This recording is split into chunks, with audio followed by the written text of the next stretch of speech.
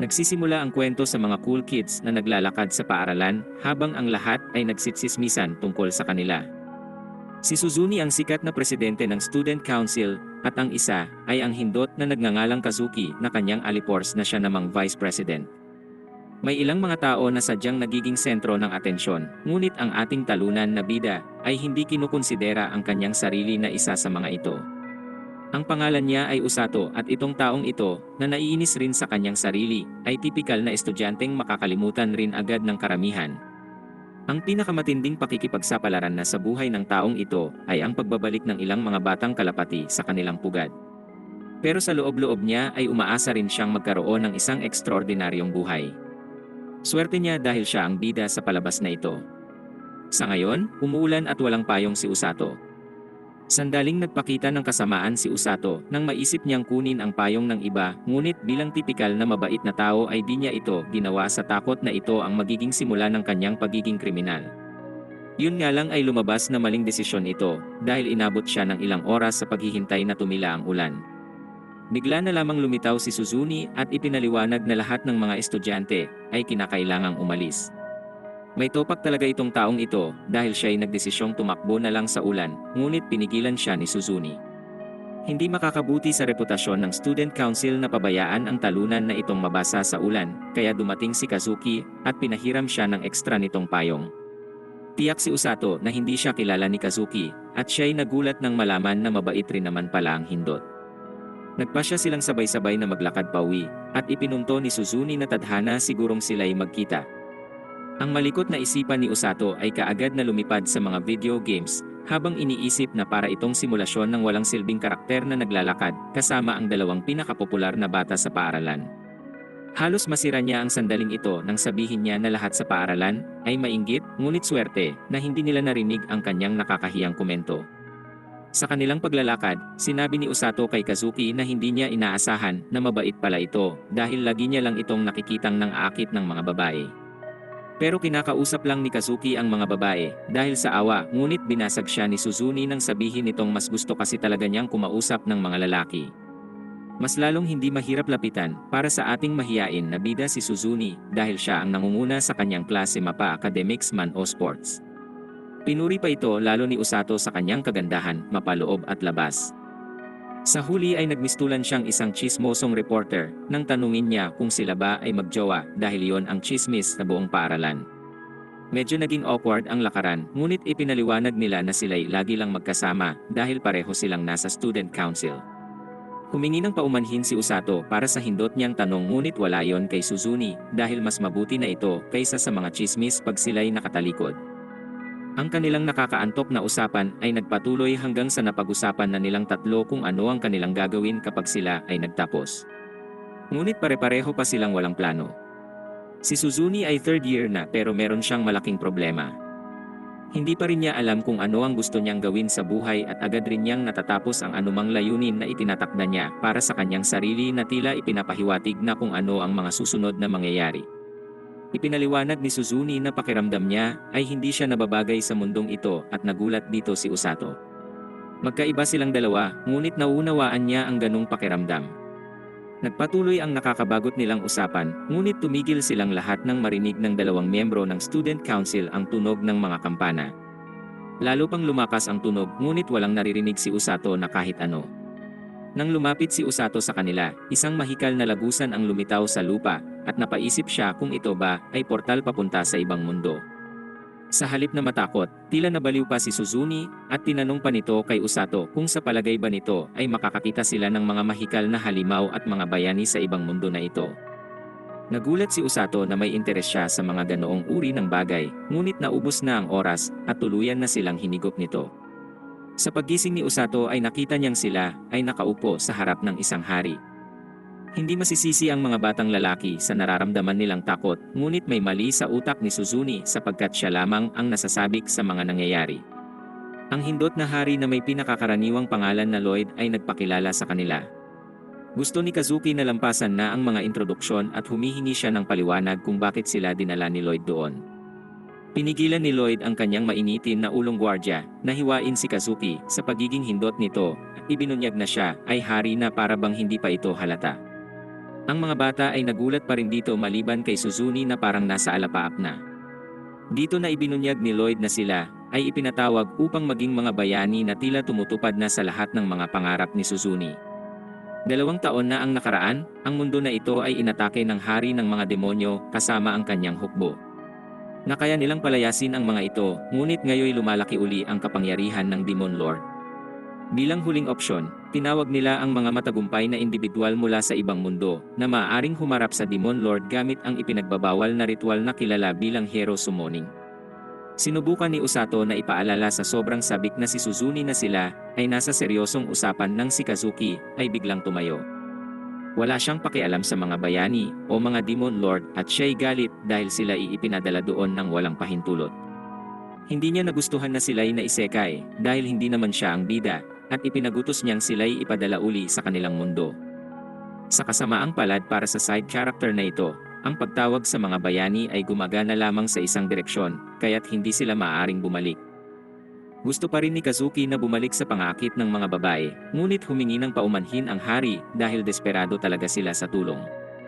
Ang walang hintong pagrereklamo ni Kazuki ang nagpuwersa sa mga gwardya na patahimikin siya sa pamamagitan ng pagbabanta na mula sa pagiging side character ay tuluyan siyang buburahin ng mga ito. Pinakalma ni Usato ang mainiting ulo na ito at ang hari ay nakakagulat na lumuhod sa kanilang harap. Nangako siyang hahanap ng paraan para sa kanilang pagbabalik, ngunit nagmakaawa siya sa mga bayaning ito na sila'y tulungan sa ngayon. Natapos na rin sa wakas ang pagiging fangirl ni Suzuni sa pagkaisekay sa kanila at nagtanong kung bakit tinatawag silang mga bayani ng hari nang walang nalalaman na kahit ano tungkol sa kanila. Ang isang alipores na nagngangalang Welchi ay nagpaliwanag na ang pagtawag sa bayani ay ginawa upang pumili ng mga natatanging tao. Ipinaliwanag niya na ang pagdinig sa mga tunog ng kampana bago sila ipatawag ay nangangahulugang sila ay mga bayani. Ito'y masamang balita para sa ating bida na si Usato dahil siya lamang ang hindi nakarinig nito at naisip niya kung siya ba ay aksidente lang na nadala doon. Pagkatapos ay dinala sila ni Welchi sa isang bolang kristal na sumusupat sa kanilang mga mahikal na abilidad.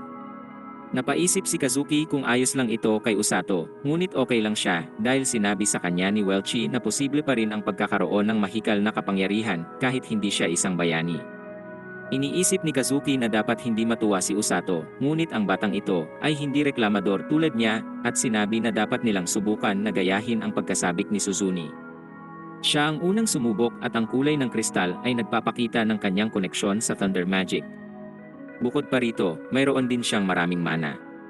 Hindi na maitago ang saya ni Suzuni at ngayon ay si Kazuki naman ang susubok. Ang taong ito ay halos hindi humawak sa kristal at namangha si Welchi nang ito ay maging puti. Ito ay light magic at tiyak si Suzuni na ito ay nangangahulugang siya ay maaaring magpakawala ng mga laser beam mula sa kanyang mga mata o makagawa ng mga espada na gawa sa liwanag. Ipinaliwanag ni Usato na si Kazuki ay hindi hindot tulad niya at malamang wala itong ideya kung ano ang sinasabi niya, ngunit pinagalitan niya ito sa pagkakaroon ng matulis na dila. Pero napagtanto ni Suzuni na gusto niya ang ganoong dila ni Usato.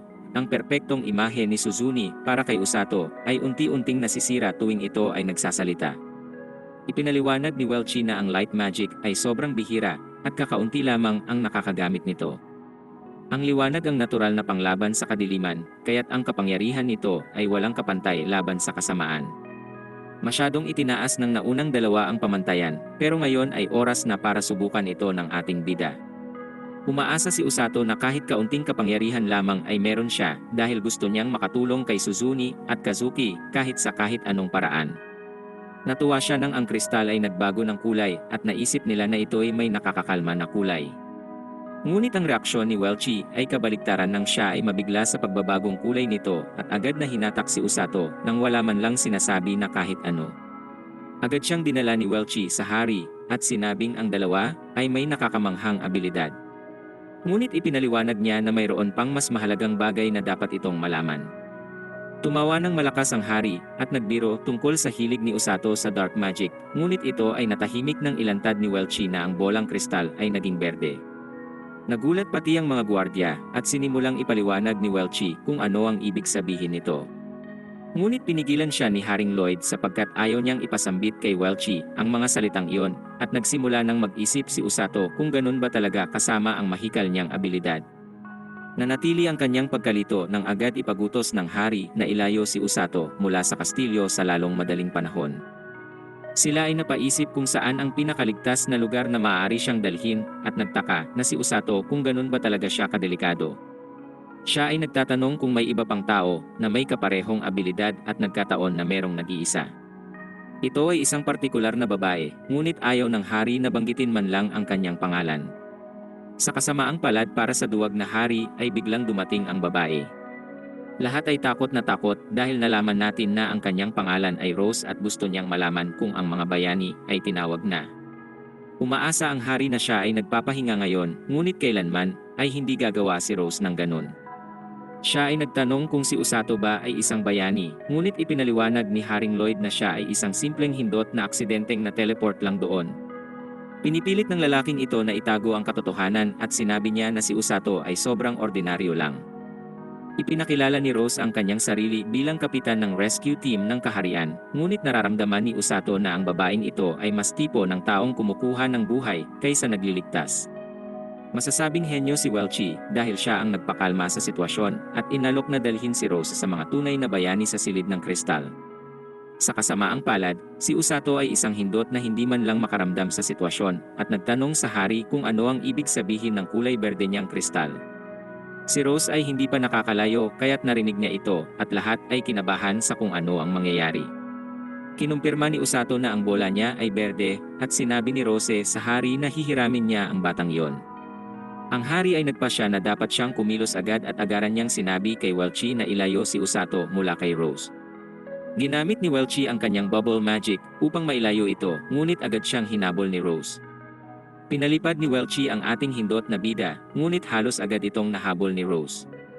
Napakalakas nito dahil madali niya lang winasak ang bubble at hinuli si Usato. Lahat ay napanganga sa gulat at sinabi ni Rose sa hari na gagawin niyang ganap na healer ang batang ito. Hindi maisip ni Welchie ang mga mangyayari sa hinaharap kaya't siya ay nawalan ng malay at nakiusap ang hari kay Rose na tigilan ito. Alam niya na naghahanap si Rose ng iba pang mga healer, ngunit sinikap niyang ipaliwanag na si Usato ay aksidente lang talagang nadamay.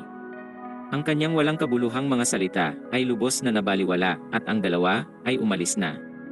Sa loob ng kastilyo, ang mga bago at walang silbing kaibigan ni Usato ay nakatunganga lamang kaya't sila'y nagulat nang marinig na kinuha si Usato. Ipinaliwanag ni Welchie na hindi matatapos ang buhay nito, ngunit napakasamang balita pa rin ang nangyari. Siya ay dinala sa rescue team na nasa labas ng sambayanan ng kastilyo. Ang mga gumagamit ng healing magic ay napakabihira at ang baliw na babae na kumuha sa kanya ay isa sa mga ito. Plano niyang ihanda si Usato bilang kanyang estudyante. Kahit anong isip ni Suzune dito ay hindi niya makita kung paano ito magiging problema. Mabuti at ipinaliwanag ito ni Welchie sa walang alam na babae at sinabi na ang mga paraan ng pagsasanay ni Rose ay hindi pangkaraniwan.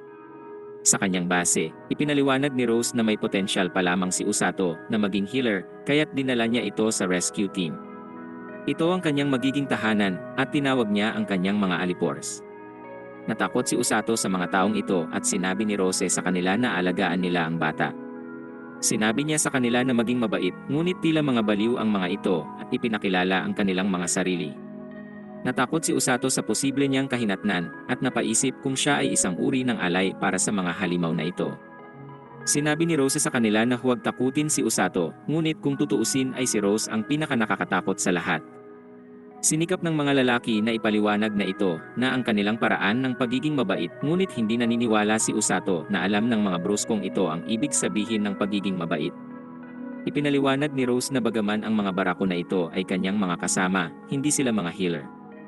May dalawang iba pa na healer sa rescue team, ngunit karaniwan silang nagtatrabaho sa ibang lugar. Panahon na upang magsimula, kaya ipinaliwanag ni Rose na ididikdik niya sa maliit na utak ni Usato ang kanyang nalalaman tungkol sa pagiging isang healer. Si Usato ay tila nasa permanenteng estado na nang di paniniwala habang ang bawat hibla ng kanyang pagkatao ay sinasabing lumayo sa baliw na taong ito. Ginamit ni Usato ang kanyang pangsimbahan na boses upang tanungin kung maaari siyang mag-aral mula sa ibang guro, ngunit binaliwala ni Rose ang hindot at sinabing bukas magsisimula ang pagsasanay. Sinabi niya sa barako na nagngangalang tong nahayaan si Usato na manatili sa kanyang silid at inutusan silang kumain ng hapunan bago magpahinga. Binigay nila kay Usato ang masaklap na katotohanan pagkatapos niyang umalis at sinabing siya ay may malaking problema. Si Rose ang magtuturo sa kanya at siguradong dadalhin siya nito sa impyerno. Sinabi pa nila na tila mas maigi pa nga siguro ang impyerno at lahat sila'y nagtawanan sa kanyang kamalasan. Nung gabing iyon, napaisip si Usato kung ano ang mangyayari sa kanya, ngunit nagkaroon siya ng kaunting optimismo dahil sigurado siyang magiging maayos ang lahat. Maaaring mali siya, ngunit makikita natin na kahit si Rose ay hindi rin sigurado sa kung ano ang mangyayari. Nang magising si Usato, umaasa siyang lahat ng ito ay isang panaginip lamang. Sa kasamaang palad ay hindi ito ang kaso at siya ay talagang nasa ibang mundo. Dumating si Suzune at Kazuki upang bisitahin siya dahil narinig nilang dinukot siya. Sinabi ni Usato sa kanila na huwag mag-alala, ngunit may PTSD siya mula sa nakaraang araw at siya ay nalulungkot kapag naalala niya na ngayon na magsisimula ang kanyang mala-impyernong pagsasanay. Pero determinado siyang ipagpatuloy ito dahil gusto niyang maging kapaki-pakinabang. Ipinaliwanag ni Suzune na magsisimula na rin silang mag-ensayo at nagpasya silang lahat na gawin ang lahat ng kanilang makakaya. Nang umalis na sila, medyo nalungkot si Usato na napunta sila sa ganitong sitwasyon, ngunit agad niyang naalala na si Suzune ay napakasaya. Pero kahit ano paman, umaasa si Usato na maging malakas upang masuportahan ang dalawang bayaning ito balang araw. Nagulat ang ating bida nang makita si Rose, ngunit ipinunto niya na ito ay hindi bilangguan at pwede siyang bisitahin ng sino man na kanyang nais. Gayunpaman, ito'y maaari lamang kapag siya ay wala sa training. Binigyan siya nito ng isang journal upang maitala ang kanyang araw-araw na pagsasanay at kung ano ang kanyang mga nararamdaman tungkol dito. Mag-aalmusal muna sila at hindi makapaniwala si Usato na ang mala-impyernong pagsasanay ay talagang magsisimula na ngayon.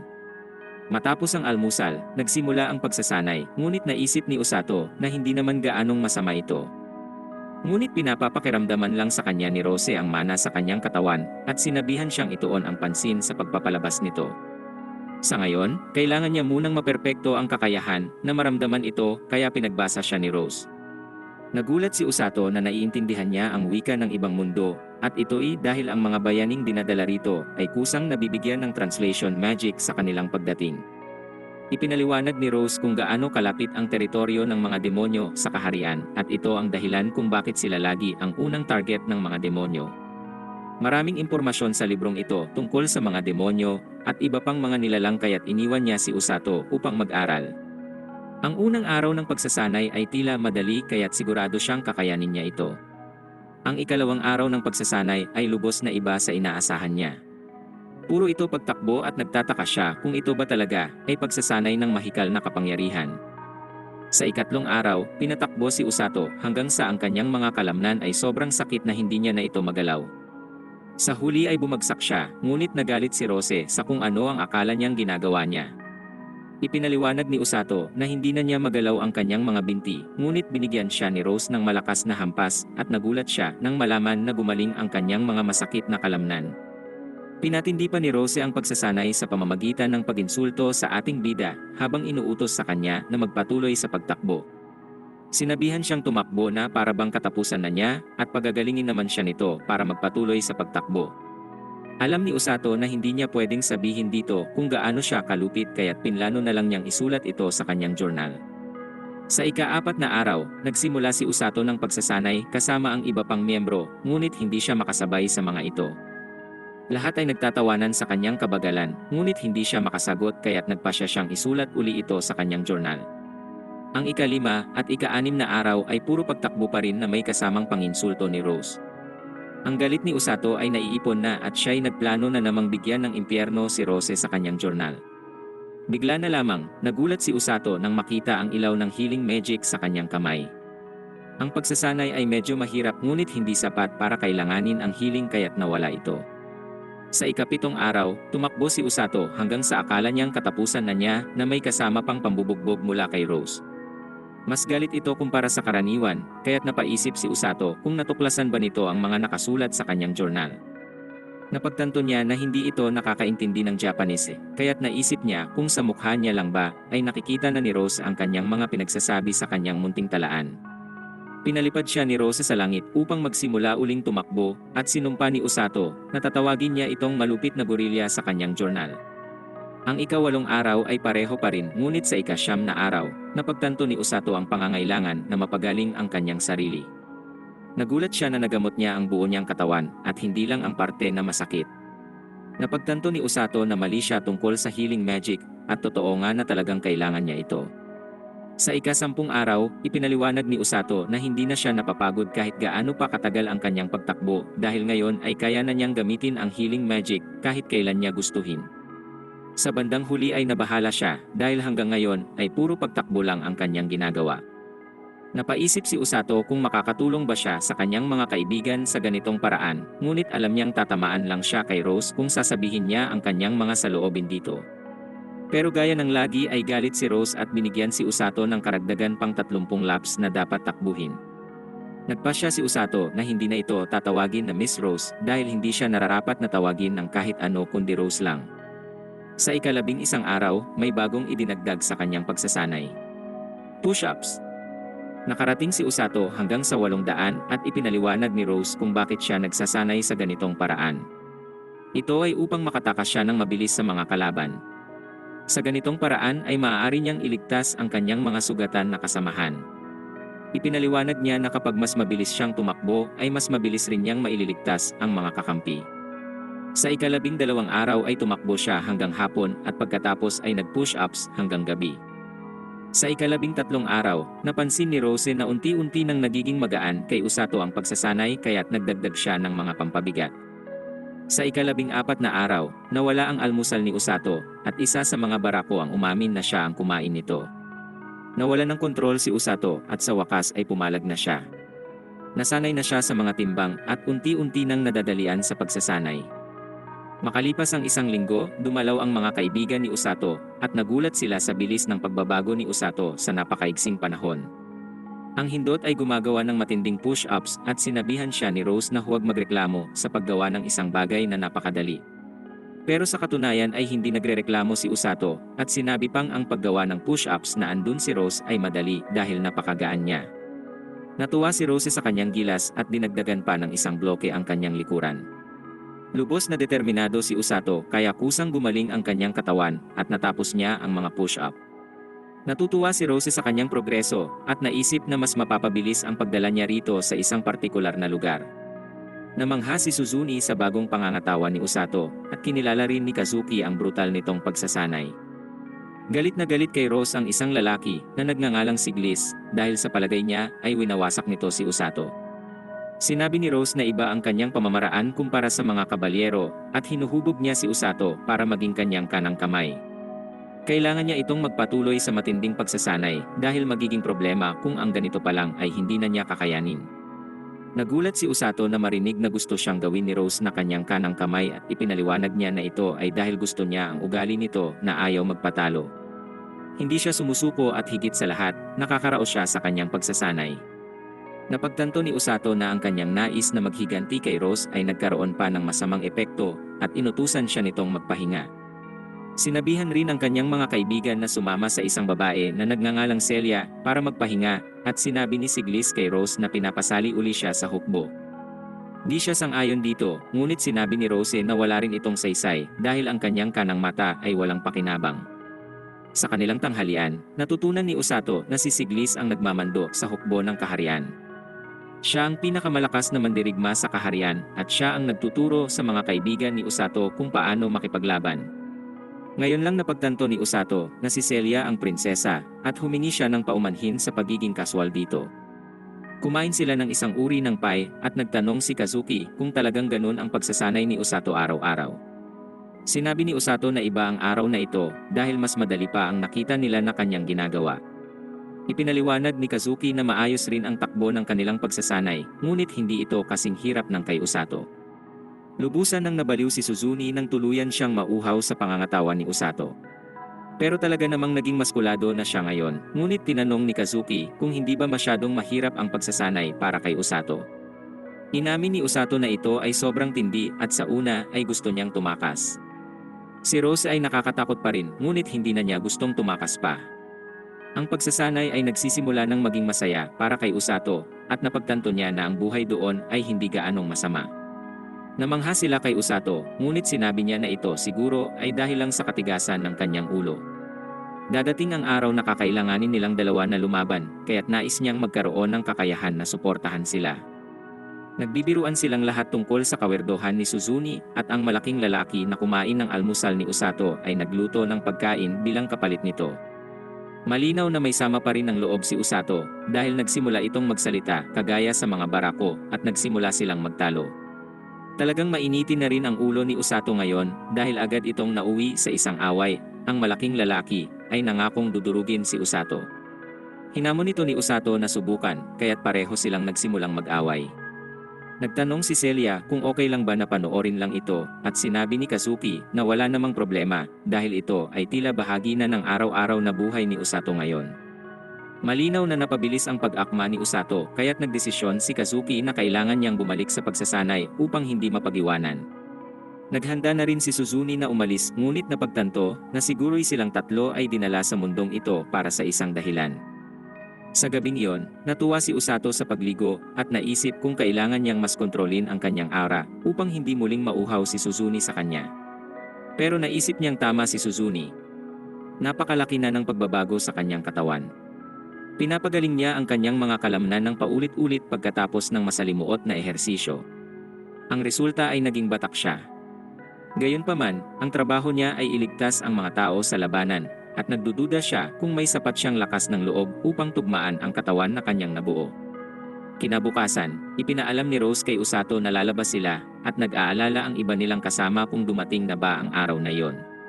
Halos maihi sa takot ang isang bantay sa gate nang ipaalam ni Rose na nais niyang ipakita sa kanyang estudyante kung anong meron sa labas. Tumakbo ito upang buksan ang pintuan para sa kanila at napaisip si Usato na ang kailangan lang gawin ni Rose para manindak ng iba ay tumayo. Sa labas ng gate, gusto ni Usato na malaman kung saan sila papunta ngunit sinabihan siya ni Rose na manahimik at sundan siya. Sa wakas ay dumating sila sa gubat na kung tawagin ay Darkness of Linger. Ang lugar ay kilala dahil sa mga halimaw na nagkalat doon at nakakagulat na sinabi ni Rose kay Usato na huwag siyang babalik hanggang hindi siya nakakahuli ng isang Grand Grizzly. Naisip ni Usato na mayroong mali dito at ipinaalala niya sa kanya na ang mga Blue Grizzlies ay nagiging Grand Grizzlies lamang pagkatapos ng ilandaang taon. Nakasaad din sa libro na kanyang binasa na ang mga Blue Grizzlies ay lubhang mapanganib. Ipinaliwanag ni Rose na dapat ay madali lang sa kanyang makahuli ng isa, ngunit ipinunto ni Usato na tanging pagtakbo lang ang kanyang ginagawa at wala siyang ideya kung paano makipaglaban. Hindi nagbigay si Rose ng anumang paliwanag at basta lang siyang itinapon papunta sa gubat. Nagsisimula nang bumagsak si Usato mula sa langit at di na niya alam ang kanyang gagawin dahil tiyak siyang hindi siya makakaligtas. Gayunpaman, biglang nagsimulang magliwanag ang kanyang katawan sa kanyang healing magic. Nakahanap si Usato ng determinasyon na mabuhay kahit anong mangyari kaya ginamit niya ang kanyang healing magic upang ihanda ang sarili sa pagbagsak. Hindi makapaniwala si Usato na nakaligtas siya at pinagaling na niya ang kanyang sarili upang magawa ang sinabi ni Rose. Hindi siya makakabalik hanggat hindi niya ito nagagawa kaya't nagpapakatatag siya ng loob. Kinumbinsi niya ang kanyang sarili na hindi ito magiging ganon kahirap dahil ito ay 2 metro na oso lamang ngunit laking gulat niya nang lumitaw ito sa kanyang likuran. Mas malaki pa ito sa kanyang inaasahan at ultimo ang mga kuko nito ay dambuhala. Pero kumpiyansa si Usato na hindi makakasabay ang oso sa kanyang bilis, ngunit agad niyang napagtanto na kaya nitong humabol. Pinaalala ni Usato sa kanyang sarili na nakayanan niya ang pagsasanay mula impyerno at ang munting oso na ito ay walang sinabi kumpara kay Rose. Nakakagulat na humarap si Usato sa oso, ngunit itong Winnie the Pooh na may rabies ay may kasama pala na backup. Tumakbo si Usato para sa kanyang buhay at tinawag na duwag ang mga oso dahil pinagtutulungan siya ng mga ito. Bigla na lamang may narinig si Usato na isang talon sa malapit at ginamit niya ito para makatakas. Walang nagawa ang mga oso kundi iwanan ang kanilang biktima at ginamit ni Usato ang oras na ito para pakalmahin ang kanyang sarili. Ang meron lang siya ay kakaunting rasyon, isang kantin, at isang kutsilyo, kaya't naisip niya na sana ay binigyan siya ni Rose ng bagay na kahit papaano'y makakapagsimula ng apoy. Naisip niyang tila imposibleng makahuli ng Grand Grizzly sa puntong ito kaya't ipagpapabukas na lang niya ang nakakapanghinang gawain na ito. Pero kahit paano'y masaya si Usato na nakaligtas sa unang araw at natulog siya sa isang tumpok ng mga dahon. Kinabukasan, nagsimula na si Usato sa paghahanap at nagdesisyon na kailangan niya munang alamin ang mga bagay tungkol sa kanyang kaaway. Kailangan niyang malaman kung saan ito nakatira at natagpuan niya ang mga bakas ng mga kuko sa isang puno. Bigla na lamang, kinailangang maghanda ni Usato para sa kanyang buhay nang makarinig siya ng kaluskos sa mga halaman, ngunit lumalabas na ito ay isang inosenteng kuneho lang pala. Pero ito ay makukonsidera pa ring halimaw na mukhalang kuneho at napansin niya na tila ito ay sugatan. Binigyan ni Usato ng lunas ang maliit na nilalang at nagmistulang eksperto sa mga kuneho nang sabihan niya itong maging maingat sa susunod.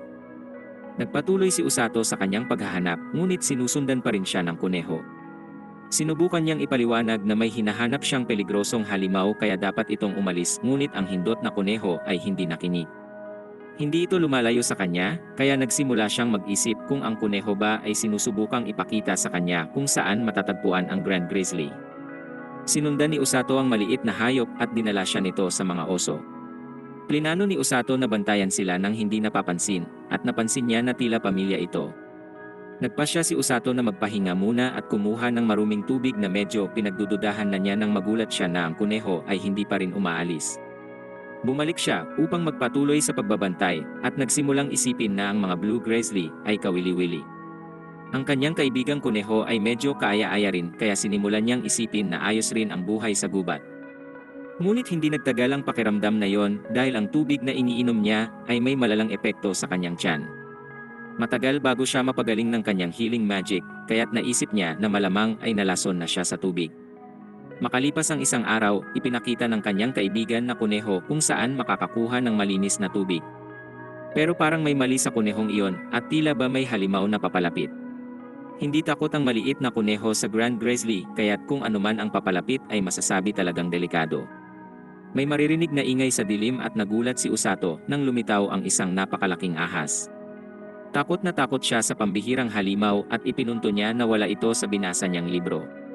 Kahit na wala siyang alam na kahit ano tungkol dito, alam ni Usato na ito ay mapanganib at baka sa buong presensya nito ang pagkauhaw sa dugo. Nang ito'y umalis, nakahinga na ng maluwag si Usato at nagpasya siyang gawing prioridad na iwasan ang halimaw na yon. Lumipas ang 4 na araw ngunit hindi maalis ni Usato ang hindi magandang pakiramdam na meron siya. Binabantayan niya ang mga oso, ngunit wala namang nagbago sa kanila at hindi siya makauwi ng walang nahuhuli na Grand Grizzly. Paglaon ay kakailanganin niya pa ring gawin ito kaya't sinabi niya sa kanyang sarili na bukas na magkakaalaman. Sa sumunod na araw, ayaw siyang paalisin ng munting kuneho. Walang nagawa si Usato kundi manatili, ngunit hanggang sa huminto lang ang ulan. Nang ito'y tumila, nagsimula na si Usato sa kanyang misyon at tumanggi na magpaawat sa kuneho. Handa na si Usato para sa laban, ngunit labis siyang nagulat nang makita niyang ang mga buhay ng mga oso ay wala na. Ang mga marka ng pagkagat sa mga oso ay nagpapakita na ang ahas ang may kagagawan, ngunit hindi ito para sa pagkain, kinuha nito ang kanilang mga buhay para lamang sa kasiyahan. Ang kawawang supling ay lumabas mula sa mga bato at sinubukang gisingin ang kanyang ina. Iniisip ni Usato kung gaano niya kinamumuhian ang pagkatalo, lalo na kay Rose. Dagdag pa dito, nainis siya na merong umagaw sa kanyang biktima. Habang umiiyak ang maliit na oso, sinabi ni Usato na ang pinakakinamumuhian niya sa lahat ay ang nakikita niya sa ngayon. Sinabi niya sa supling na maghintay lamang doon at sumumpa siyang maghihiganti para dito. Pumunta ang mga kaibigan ni Usato upang bisitahin siya, ngunit nagulat sila nang malaman na siya ay 10 araw nang nagsasanay sa gubat. Iniisip nila na tila masyadong mahaba ang panahon na yon para sa pagsasanay, ngunit ipinaliwanag ng mga lalaki na si Rose ang nagdedesisyon ng lahat. Ngunit wala si Rose kaya't ang mga walang silbing barako ay walang alam sa mga nangyayari. Labis ang pag-aalala ni Kazuki kay Usato, ngunit sa palagay ni Suzune, siguro ayos lang ito dahil hindi naman siya ipapadala ni Rose doon kung hindi pa siya handa. Dagdag pa ni Suzune, naniniwala siya kay Usato at tiyak na babalik rin ito agad. Sa gubat, pinapalakas ng ating bida ang kanyang katawan sa pagkain at gumawa rin siya ng sibat. Hiniling niya sa munting kuneho na dalhin siya nito sa ahas, ngunit sinabihan niya ang kuneho na siguraduhing makatakas pag sila'y andun na. Dinala siya ng kuneho sa masukal na gubat at nakita nila ang ahas. Sa kasamaang palad, ito ay pinupuntirya ang maliit na oso at nainis si Usato dahil sinabihan niya na itong manatili sa isang lugar. Talagang nakakatakot tingnan ang ahas, ngunit pinaninindigan ni Usato na wala nang mas nakakatakot pa kaysa kay Rose. Naisip ni Usato na tila nalilito ang ahas nang simulan niya ang kanyang pag-atake, ngunit nagkamali siya at muntik na siyang makain. Sinaksak ito ni Usato sa mata, ngunit siya'y itinulak palayo, kaya't kinailangan niyang gamutin ang kanyang sarili. Nagawang mabulag ni Usato ang isang mata nito, kaya't naisip niya na ito ang pwesto kung saan dapat siyang sumugod. Subalit ang ahas ay sobrang mapanganib at agad nitong nakagat ang braso ng ating bida. Si Usato ay nakaramdam ng matinding sakit at nagulat siya nang mapagtantong patibong pala ng ahas na sa pwestong iyon, manggaling ang atake ni Usato. Galit na galit si Usato sa pagkabiktima nito sa kanya, ngunit ibinunyag niya na ang braso na kinagat nito ay may hawak na kutsilyo. Nagawang pagalingin ni Usato ang kanyang braso ng sapat para makagalaw at tinusok ang ahas mula sa loob ng bibig nito. Kahit paano ay nakakayang lumaban ni Usato, ngunit ang mga bagay ay nagbago nang malaman niyang siya ay nalason. Masasabing hindi patas ang laban na ito dahil ang ahas ay napakalaki at nakalalason, subalit may kalamangan din si Usato na kakayahang pagalingin ang kanyang sarili. Ang pagkalason niya sa tubig ang nagpuwersa sa kanyang matutunan kung paano pagalingin kahit pa ang pinakaloob na parte ng kanyang katawan. Ginagawa ito ni Usato at handa na siyang sumugod uli. Ang ahas ay malapit nang tapusin ang kanyang buhay gamit ang buntot nito, ngunit ang maliit na oso ay biglang tumulong. Sila ay may magandang koneksyon agad at hinayaan ng oso na sumampa si Usato sa kanyang likuran upang siya ay makapunta sa ibabaw ng ahas. Gumamit si Usato ng masamang salita upang insultuhin ang ahas at sa di inaasahan ay nakatama siya ng napakalakas na suntok. Determinado si Usato na tapusin na ang laban kaya't isinaksak niya palalo ang sibat sa ulo ng ahas. Sumigaw siya habang binibigay ang lahat ng kanyang lakas at tumulong ang maliit na oso para hindi makagalaw ang ahas. Sa wakas ay natalo na ang ahas at napagtanto ni Usato na sila ay talagang nagtagumpay. Napalapit na ang maliit na oso sa kanya at ipinunto niya na sila'y nakapaghiganti na. Nais niyang pagalingin ang maliit na oso, subalit kasalukuyan niyang ginagamit ang lahat ng kanyang mana upang makontra ang lason sa kanyang katawan kaya't hindi rin siya makagalaw. Ngunit masama ang balitang iyon nang siya ay magulat sa pagbangon muli ng ahas. Hindi man lang makagalaw si Usato kaya't sinubukan ng maliit na oso na tulungan siya, ngunit sinabihan na lamang ito ni Usato na tumakas. Papalapit na ang ahas upang tapusin ang kanyang buhay at naisip ni Usato ang lahat ng mga tao na naging parte ng kanyang buhay. Nanindigan siyang ang sitwasyon na ito ay dahil kay Rose at sumigaw siya na ito'y isang marahas na halimaw. Biglang sumulpot ang marahas na halimaw na ito mula sa langit at dinurog ang ahas. Galit itong tinawag na hindot ang ahas at nagtaka si Usato kung paano nito nalaman na nangangailangan siya ng tulong. Ibinunyag ni Rose na si Kukuro ang kunehong nagsabi sa kanya. Si Kukuro ay ang kanyang alagang kuneho at sinabihan nito na bantayan si Usato. Ipinaliwanag ni Usato na nagpakita ang kuneho na may sugat at humihingi ng tulong, ngunit sinabi ni Rose na nagpaloko naman siya. Umarte lamang si Kukuro upang makuha ang kanyang tiwala at nahulog naman siya sa bitag. Lagi lang ring nasa malapit si Rose kung sakaling kailangan niyang makialam, ngunit plano niya talagang iwasan ito hanggat maaari. Gayunpaman, hindi niya inaasahan na magpapakita ang napakalaking ahas. Ang ahas ay nilikha ng hukbo ng Demon Lord at nabigo si Siglis na tapusin ito sa nakaraang pagsalakay. Pero hindi niya inaasahan na magtatagumpay ang ahas na talunin ang isang Grand Grizzly dahil sila ay may sapat na lakas upang talunin ang isang buong ilit na unit ng hukbo. Hindi makapaniwala si Usato na gusto itong ipagawa ni Rose sa isang baguhan tulad niya at naisip niya kung gaano karaha si Rose. Ipinaliwanag ni Rose na hindi niya talaga inaasahang mananalo si Usato. Ang layunin nito ay para magkaroon siya ng karanasan na makaharap ang isang bagay na lubos na mas malakas sa kanya. Ngunit nagsimula ng maging interesante ang mga bagay para kay Usato kaya't nagdesisyon si Rose na hayaan itong magpatuloy upang makita kung ano ang mangyayari. Mabilis na ipinunto ni Usato na halos natapos ang kanyang buhay at sinuportahan rin siya ng kanyang munting oso. Malinaw na napalapit na ito sa kanya at naalala ni Usato na wala na ang mga magulang nito kaya't ito'y nag-iisa na lamang. Pinakalma ni Usato ang kanyang bagong kaibigan at napagtanto ni Rose na tama siya. Marami silang pagkakaparehas ni Usato. Galit niyang ipinaalam sa oso na siya'y sasama sa kanila at bubuhatin niya ang talunan na hindi man lang kayang mamatay ng maayos. Nag-aalinlangan si Usato kung ayos lang ba ang oso sa mga nangyayari, ngunit ito ay madaling makaunawa at handa ng sumama. Naghanda na silang umuwi, ngunit hindi mapigilan ni Usato na isiping sobrang nakakatakot si Rose dahil sa pagbuhat nito sa kanya at sa oso nang hindi nahihirapan. Ibinunyag ni Rose na narinig niya ang sinabi ni Usato tungkol sa kanya na isang halimaw. Pagkatapos ay tinakot niya lalo ang Hindot at sinabing hindi ito makakatulog ngayong gabi. Nakabalik na sila sa bahay at ibinunyag ni Rose na nakapasa si Usato sa kanyang naging pagsusulit. Nagulat si Usato na ngayon ay kwalipikado na siya para sa isang bagay at ipinaliwanag ni Rose na ngayon ay kwalipikado na rin siya para tumayo sa kanyang tabi pagdating ng laban. Hindi pa rin niya lubos na namamaster ang ilang bagay, ngunit hindi maitatanggi ang potensyal ni Usato. Mayroon siyang kakayahan na tumiis ng sakit, pisikal na katatagan, at isang matibay na mentalidad. Ang dalawang iba pang healer ay hindi kailanman nakamit ang ganitong distinksyon, kaya sinabi ni Rose na dapat ipagmalaki ni Usato yon.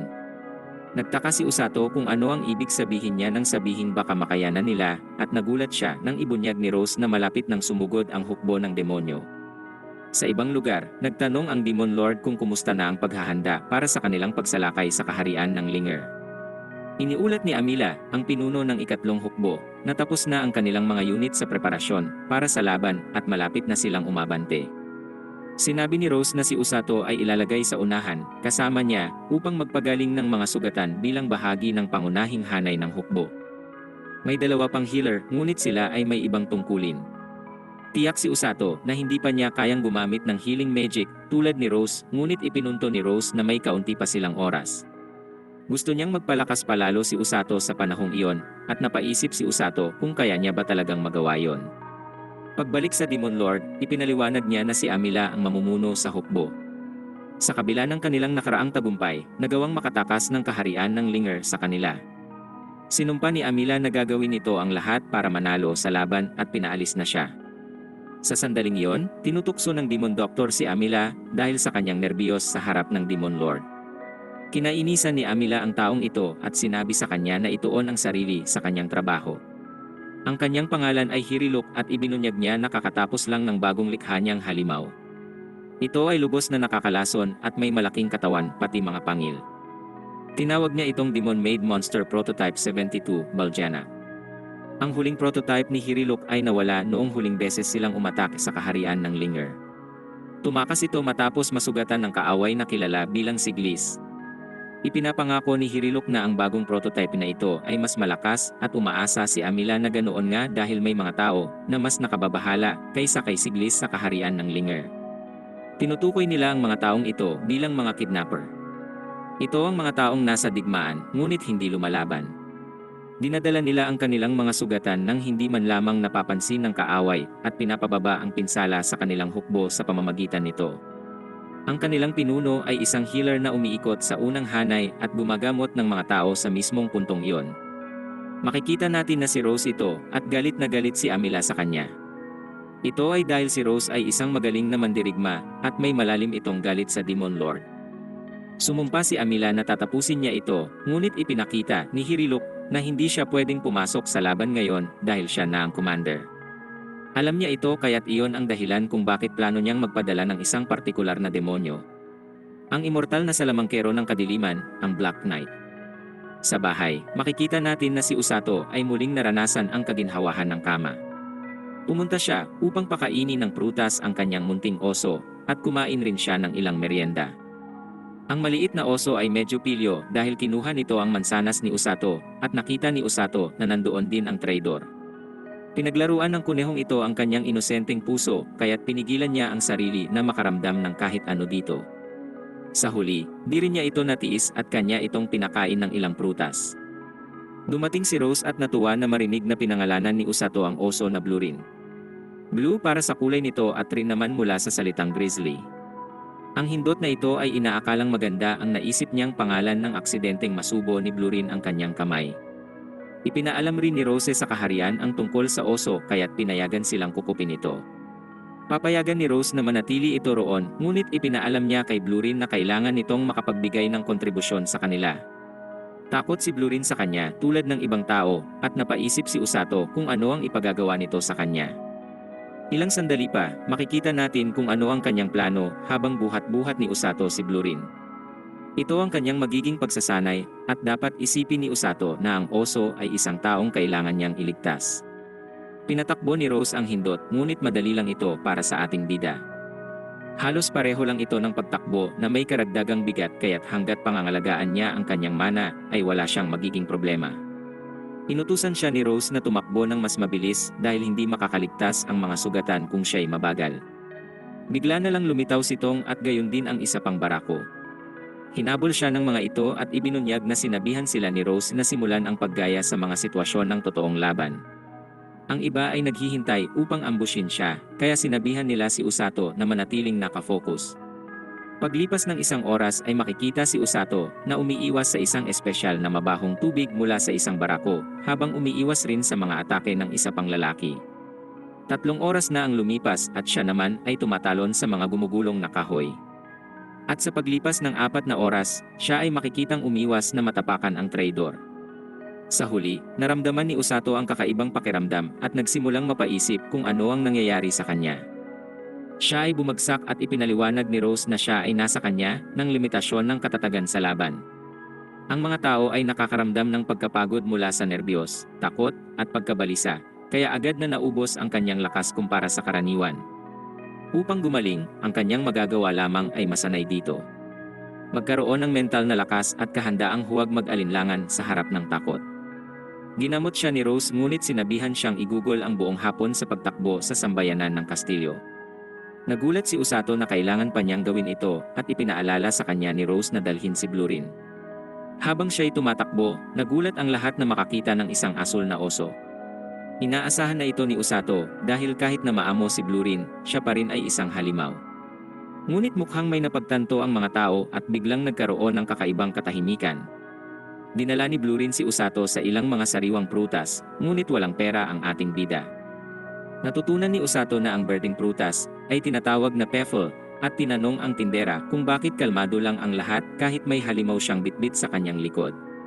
Sinabi niya na yon ay dahil alam nilang kasapi si Usato sa rescue team dahil sa kanyang mga damit. Madalas nilang makita ang mga lalaking nakakatakot mula sa rescue team kaya nasanay na sila. Ito ay malinaw na ngayon dahil kung hindi sila natatakot sa itsura ng mga taong iyon, wala na silang iba pang ikakatakot. Pinayagan siya ng mabait na babae na kunin ang isang peffle ng libre, kaya isinubo na ni Blurin ang kamay ni Usato sa kanyang bibig. Nang umalis sila, may isang batang babae na nagpakita ng interes sa bidang mula sa rescue team. Nagpasya si Usato na bisitahin ang kanyang mga kaibigan at hindi napansin na may isang lalaki na nagtatangkang kunin ang kanyang atensyon. Sa huli, napagtanto ni Usato na kailangan niyang gamutin ang lalaki. Ang pangalan ng taong ito ay Orga at nagpakilala siya bilang isa sa mga healer ng rescue team. Nagulat si Orga nang malaman na si Usato ay tinawag kasama ng ibang mga bayani at ipinaliwanag ni Usato na siya ay sobrang abala sa pagsasanay na halos nakalimutan na niya ang kanyang sarili. Namangha si Orga na nakakayanan ni Usato ang pagsasanay ni Rose dahil ito ay imposible para sa kanya at sa kanyang kapatid. Ang kanyang kapatid ay ang isa pang healer at ito'y 5 taon na mas bata sa kanya. Nagpapatakbo sila ng isang klinik sa lungsod at gumagamit ng mahikal na abilidad para gamutin ang mga mamamayan. Bumagsak si Orga kanina dahil siya ay hindi magaling sa paggamot ng kanyang sarili at mas mahusay siyang magpagaling ng iba. Pero sila ay bahagi pa rin ng rescue team kaya nagtatrabaho sila sa ilalim ni Rose sa mga oras ng pangangailangan. Napaisip si Usato kung ano ang giyera para sa kanila kaya ipinaliwanag ni Orga na si Tong at ang iba pa ang nagdadala ng mga sugatang kawal sa likuran. Doon nila ito ginagamot ng kanyang kapatid. Nabigla ang lalaking ito nang sabihin ni Usato na gusto siyang ilagay ni Rose sa unang hanay at may duda si Usato kung kaya niyang gawin iyon. Ipinaliwanag ni Orga na ang mga kabalyero at bayani na lumalaban sa pangunahing hanay ang nasa pinakamalaking panganib kaya agad na naisip ni Usato ang kanyang mga kaibigan. Kapag sila ay nasugatan, karaniwan ay ang kaya na lang nilang gawin ay maghintay sa kanilang katapusan. Ngunit ang pagkakaroon ng isang rescue team ang nagbibigay sa kanila ng pag-asa na maligtas. Ang trabaho ay mapanganib at nakakapagod, ngunit hindi pipiliin ni Rose ang isang tao na hindi niya lubos na pinagkakatiwalaan. Bago umalis si Orga, hiniling niya kay Usato na huwag masyadong magalit kay Rose. Alam niya na hindi siya ang pinakamabait na tao, ngunit ipinaliwanag niya na hindi lang talaga ito magaling sa pakikisalamuha sa mga tao. Ginulat naman siya ni Usato nang sabihin ito na kahit mala-impyerno ang pinagdadaanan niya ay hindi niya kailanman pinagdudahan si Rose. Nang umalis si Usato, nagpahayag ng ginhawa si Orga na sa wakas ay nakakita si Rose ng kahalintulad. Dumating ang kapatid ni Orga na si Ururu at sinabi niya dito na may nakilala siyang interesante. Magkikita sila uli sa lalong madaling panahon at sigurado siya na magugustuhan ito ni Ururu. Sa kastilyo, pinayagan si Usato na pumasok kasama si Blurin dahil ibinilin na ito ni Rose. Nagpasalamat si Usato sa bantay at iniisip niya kung gaano karaming tao ang tiwala kay Rose. Tumakbo si Usato sa harap ng maraming tao na nagte-training at nakita si Suzuni. Natutuwa siya na makita ito, ngunit nagtataka kung ano ang asul na bagay sa kanyang likuran. Kinwento ni Usato sa kanya ang kanyang paglalakbay sa kagubatan, ngunit gusto lamang nitong malaman kung pwede niyang hawakan ang oso. Pinayagan siya ni Usato at sinabing gagamutin na lang siya kung siya ay kagatin nito. Iniisip ni Suzuni na siya ang bidang babae sa kanilang munting kwento, kaya sigurado siya na wala siyang magiging problema sa kahit anong mga hayop. Ngunit siya ay lubos na nagkamali ng tapikin ni Blurin ang kanyang kamay. Nagtangka si Usato na pagaanin ang kanyang loob sa pamamagitan ng pagsasabi na si Blurin ay mahiyain at ipinasubok dito na tawagin ang kanyang pangalan. Tinanong ni Suzuni kung maaari ba silang maging magkaibigan, ngunit sinubo lamang ni Blurin ang kanyang kamay. Hindi na sinubukan pang pagaanin ni Usato ang kanyang loob sa pagkakataong iyon at sinabi na baka marumi ang kanyang kaluluwa. Sinabihan ni Usato na pakawalan na ni Blurin ang kanyang kamay subalit kamay naman niya ngayon ang sinubo nito, kaya tinanong ni Suzuni kung marumi rin ba ang kaluluwa ni Usato. Pagkatapos ng kanilang kalokohan, napansin ni Usato na puro sugat ang mga kamay ni Suzuni at ipinaliwanag niya na mula ito sa matinding pagsasanay. Binigyan siya ni Usato ng paalala na kailangan niyang alagaan ng maayos ang mga sugat at pinagaling niya ito. Napamangha si Suzuni at napaisip kung talagang pumunta lang doon si Usato para kitain siya. Pinunto ni Usato na dumating siya upang makita ang kanyang mga kaibigan, ngunit malinaw na hindi iyon ang gusto niyang marinig. Ibinunyag ni Suzuni na si Kazuki ay lumabas ng kaharian upang magkaroon ng karanasan sa pakikipaglaban sa mga halimaw kasama si Siglis at ang iba pa. Ipinaalam ni Siglis kay Kazuki na malapit na ang atake ng Demon Lord at tiyak na magdadala ito ngayon ng mas makapangyarihang puwersa. Binanggit ni Siglis na sa kabila nito ay andito na rin sila ngayon nila Suzuni, kaya't ang moral ng tropa ay tumaas dahil sila ay mga bayani. Tiyak si Siglis na sila ay magtatagumpay, ngunit tila may pag-aalinlangan si Kazuki. Ngunit tinatagan niya ang kanyang sarili at nangakong gagawin ang lahat ng kanyang makakaya. Sa sandaling iyon, sila ay nakakita ng ilang mga halimaw at naghanda na para sa laban. Nang makabalik si Kazuki, si Suzuni naman ang magkakaroon ng karanasan. Ramdam na ni Usato na lubos itong matutuwa, ngunit ang gusto ni Suzuni ay mag-alala si Usato para sa kanya. Sinabi ni Usato na oo pero ipinunto ni Suzuni na tila hindi siya seryoso at nagtawanan sila. Umalis si Usato at napaisip si Suzuni kung napagtanto na ba ni Usato kung gaano na siya kakomportable sa kanya. Sa pagtakbo ni Usato, iniisip niya kung paano naghahanda ang lahat para sa digmaan, kaya't nais niyang makatulong rin sa kanila. Sa kanyang dating mundo, ang kaya niya lang gawin ay humanga sa mga tao na nagagawa ang mga bagay na hindi niya kaya. Gayunpaman, hindi na siya ang mahinang taong iyon. Nang gabing iyon, natuwa si Rose na marinig na maayos ang nagiging pagsasanay ni Usato, ngunit sinabi nito na kailangan pa rin niyang dagdagan ang pagtakbo para mas lalo pa siyang masanay. Pinigilan ni Usato na umalis si Rose dahil gusto niyang pag-usapan ang sinabi nito kanina. Binanggit niya na halos hindi siya nakaligtas laban sa halimaw na ahas, kaya natatakot siya sa sinabi nitong hukbo ng Demon Lord. Hindi niya gustong umapak sa laban, ngunit ngayong araw ay natuklasan niya ang isang damdamin na mas matindi pa kaysa sa takot. Napagtanto niya ngayon na kayaman niyang lumaban, ay hindi naman niya magagawang kumitil ng buhay. Sumumpa siyang ililigtas ang sino man hanggat makakaya niya, at ipinahayag niyang iyon ay dahil bahagi na siya ng rescue team. Ito ang gustong marinig ni Rose dahil sila ay pupunta doon upang magligtas ng mga buhay. Ang kanyang trabaho ay kunin ang mga sugatan na malapit nang tapusin ng kalaban. Isa pa ay ang pagsalba sa mga malapit na sa kamatayan kahit pa kailanganin niyang isugal ang kanyang buhay. Nais ni Rose na patuloy niyang banggitin ang mga ganitong ideolohiya dahil ganito dapat ang rescue team. Ito ang unang sandali na talagang naramdaman ni Usato na bahagi siya ng rescue team. Kinabukasan, sinabi ni Rose na may mensahe ang hari. Gusto niyang sumama si Usato sa pagsasanay ni Suzuni sa labas ng kastilyo.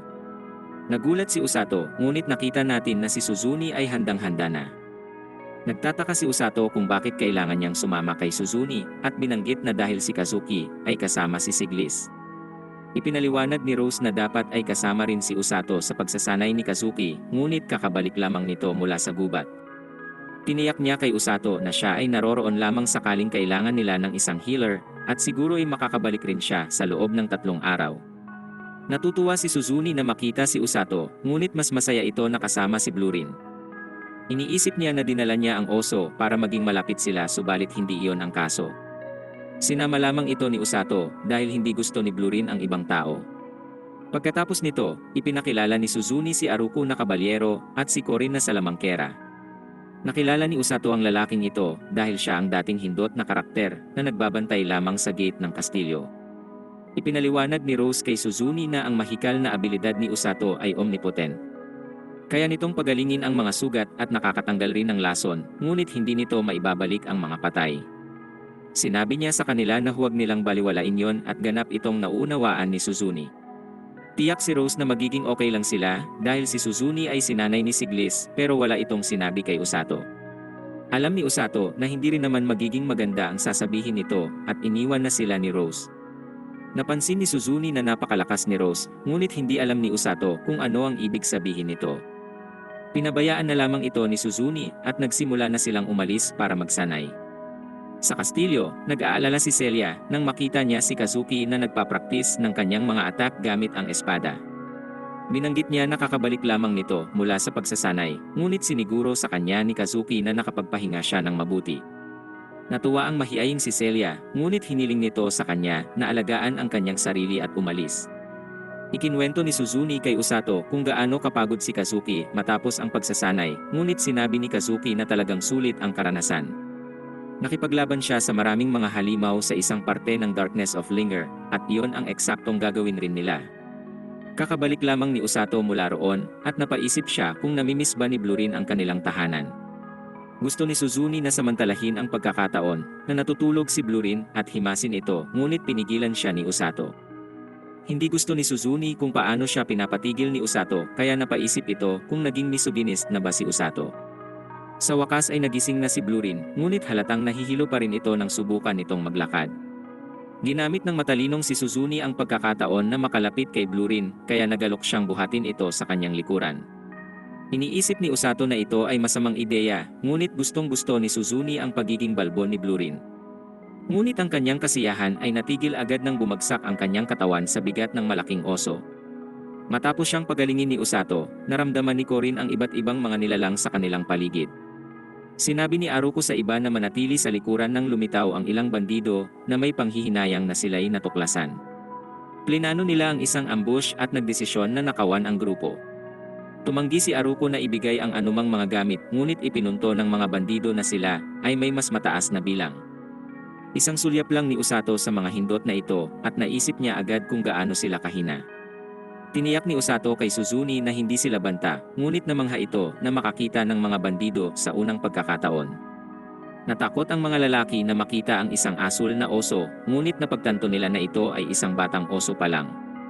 Desidido itong hulihin at balatan ng buhay ng mga hindot na lalaki, ngunit agad na dumepensa si Suzuni sa kanya. Namangha sa kanya si Usato nang gamitin ni Suzuni ang isang napakalakas na atake nang hindi tinatapos ang buhay ng mga lalaki at sinabihan niya itong ibigay ang lahat. Nagpasya ang mga bandido na iwasan ang mga mahikal na atake sa pamamagitan ng paglapit. Ginamit ni Usato si Suzuni na parang isang Pokemon at inutusan niya itong gumamit ng Thunderbolt. Madali niyang dinurog ang mga bandido, ngunit hindi niya gusto ang pagtrato sa kanya na parang si Pikachu. Sumali si Aruko sa laban, ngunit sila ay naantala ng isang grupo ng mga baboy ramo. Ito ay nakakagulat dahil sila ay nakatira sa mas malalim na parte ng kagubatan at kinailangan ang tulong ni Blurin upang ang iba sa mga ito ay mapaatras. Tinamaan si Usato habang pinoprotektahan si Suzuni at ginamit ang kanyang kapangyarihan upang mapahina ang epekto ng kanilang pagbagsak. Nahulog sila sa ilang puno at sa isang ilog, ngunit nasa masamang kalagayan si Suzuni. Napagtanto ni Usato na ito ang parehong ilog kung saan siya tumalon noon at naalala na may isang talon sa harap. Sinabi niya kay Suzuni na huminga ng malalim at bigla itong nawalan ng malay. Nang nakalabas sila sa ilog, nakita ni Suzuni na hindi pa nagigising si Usato kaya sumumpa siyang dadalhin niya ito sa kaligtasan. Plano niyang ibalik ang kanyang pagliligtas sa kanya nang sabihin ni Usato na kakagising lang niya at siya ay nasa mabuti ng lagay. Medyo nahihiya lang siya ngayon, ngunit gayon din si Suzune. Ipinaliwanag ni Usato na nagpapahinga lang siya matapos niyang iligtas ito sa tubig, ngunit ngayon ay okay na ang lahat. Ginamot siya ni Usato habang humihingi ng paumanhin si Suzune, ngunit ipinaliwanag niya na hindi niya gugustuhin na maging stranded kasama ang kahit na sino maliban kay Suzune. Ipinaliwanag ni Usato na iniwan siya dati ni Rose sa gubat na ito, at marami ditong mga halimaw na pagmumukain na maamong hayop ang mga baboy kanina. Nang kanilang tignan ang kanilang inventaryo, ay nakita nilang wala silang sapat na pagkain para tumagal doon ng isang gabi. Iniisip ni Suzune na dapat nilang bigyan ng prioridad ang pagtakas sa gubat kung talagang mapanganib ito tulad ng sinasabi niya, ngunit binanggit ni Usato na didilim na rin sa ilang sandali. Maaari pang umulan kaya kailangan nilang makahanap ng lugar na matutuluyan para sa gabing iyon. Sinabi ni Usato na pwede silang matulog sa sanga ng puno tulad ng ginawa niya noon, pero sinabi ni Suzune na hindi pa siya nakakaakyat ng puno kahit kailan. Gustuhin man itong subukan ni Suzune, ngunit palagi siyang hindi napapayagan. Napaisip si Usato kung siya ba ay may istriktong mga magulang at nagpasya na maaari silang sumilong sa maliit na kuweba. Pinayuhan ni Usato si Suzune na magpalit ng basang damit, ngunit sinabi ni Suzune na mangako siyang hindi maninilip. Pagkatapos, ginamit ni Suzune ang kanyang abilidad upang humuli ng isda. Ginamit niya rin ito upang gumawa ng apoy at masaya si Usato na kasama niya ito. Umupo sa malayo si Suzune dahil nahihiya ito kay Usato, napansin niyang mas naging maskulado pa ito lalo kumpara sa dati. Bigla namang lumitaw ang ilang mga nakakalasong unggoy. Sa libro lamang nakita ni Usato ang tungkol sa mga ito, at unang beses niyang makakita ng ganito sa personal. Iniisip ni Suzune na nakakaaliw ang isa sa mga sanggol at ipinaliwanag ni Usato na hindi sila agresibo. Pero binalaan niya ito na huwag hawakan dahil sila'y nakakalason, subalit si Suzune ay agad nang nakipaglaro. Tinanggap na niyang ito ang presyo para sa kanyang kaligayahan, ngunit bigla siyang kinagat ng maliit na unggoy. Kumpiyansang ipinunto ni Suzune na siya ay tama, na wala dapat ikatakot nang bigla siyang bumagsak. Sa kastilyo, ipinaalam ng ibon ni Corin sa hari na nawawala sina Suzune at Usato. Hindi sana ito sasabihin ng hari kay Kazuki, ngunit pinilit siya ni Celia. Ipinaliwanag ng hari na magiging handa na ang search team kinabukasan, ngunit hindi kontento si Kazuki roon. Sinubukang umalis ni Kazuki para hanapin sila, ngunit pinigilan siya ni Rose. Ipinaliwanag niya na mataas ang tsansang magkasama sina Suzune at Usato. Ibig sabihin nito'y wala dapat ipangamba dahil estudyante niya si Usato at hindi ito basta-basta mamamatay. Sa kagubatan, masaya si Usato dahil kasama niya si Suzune at naging mas madali na ngayon ang pananatili sa kagubatan. Hindi gusto ni Suzune na tinuturing siya nitong para isang kagamitan pang camping, pero sinabi ni Usato na talagang nagpapasalamat siya sa kanyang presensya. Nagpasya si Usato na magsalitan sila sa pagtulog at sinabing mauna muna si Suzune na matulog. Tinanggihan ito ni Suzune at sinabihan si Usato na matulog na dahil siguradong pagod na ito mula sa lahat ng panggagamot na ginawa niya. Sa pagpatak ng ulan, tiningnan ni Suzune kung natutulog na si Usato, ngunit gising pa ito.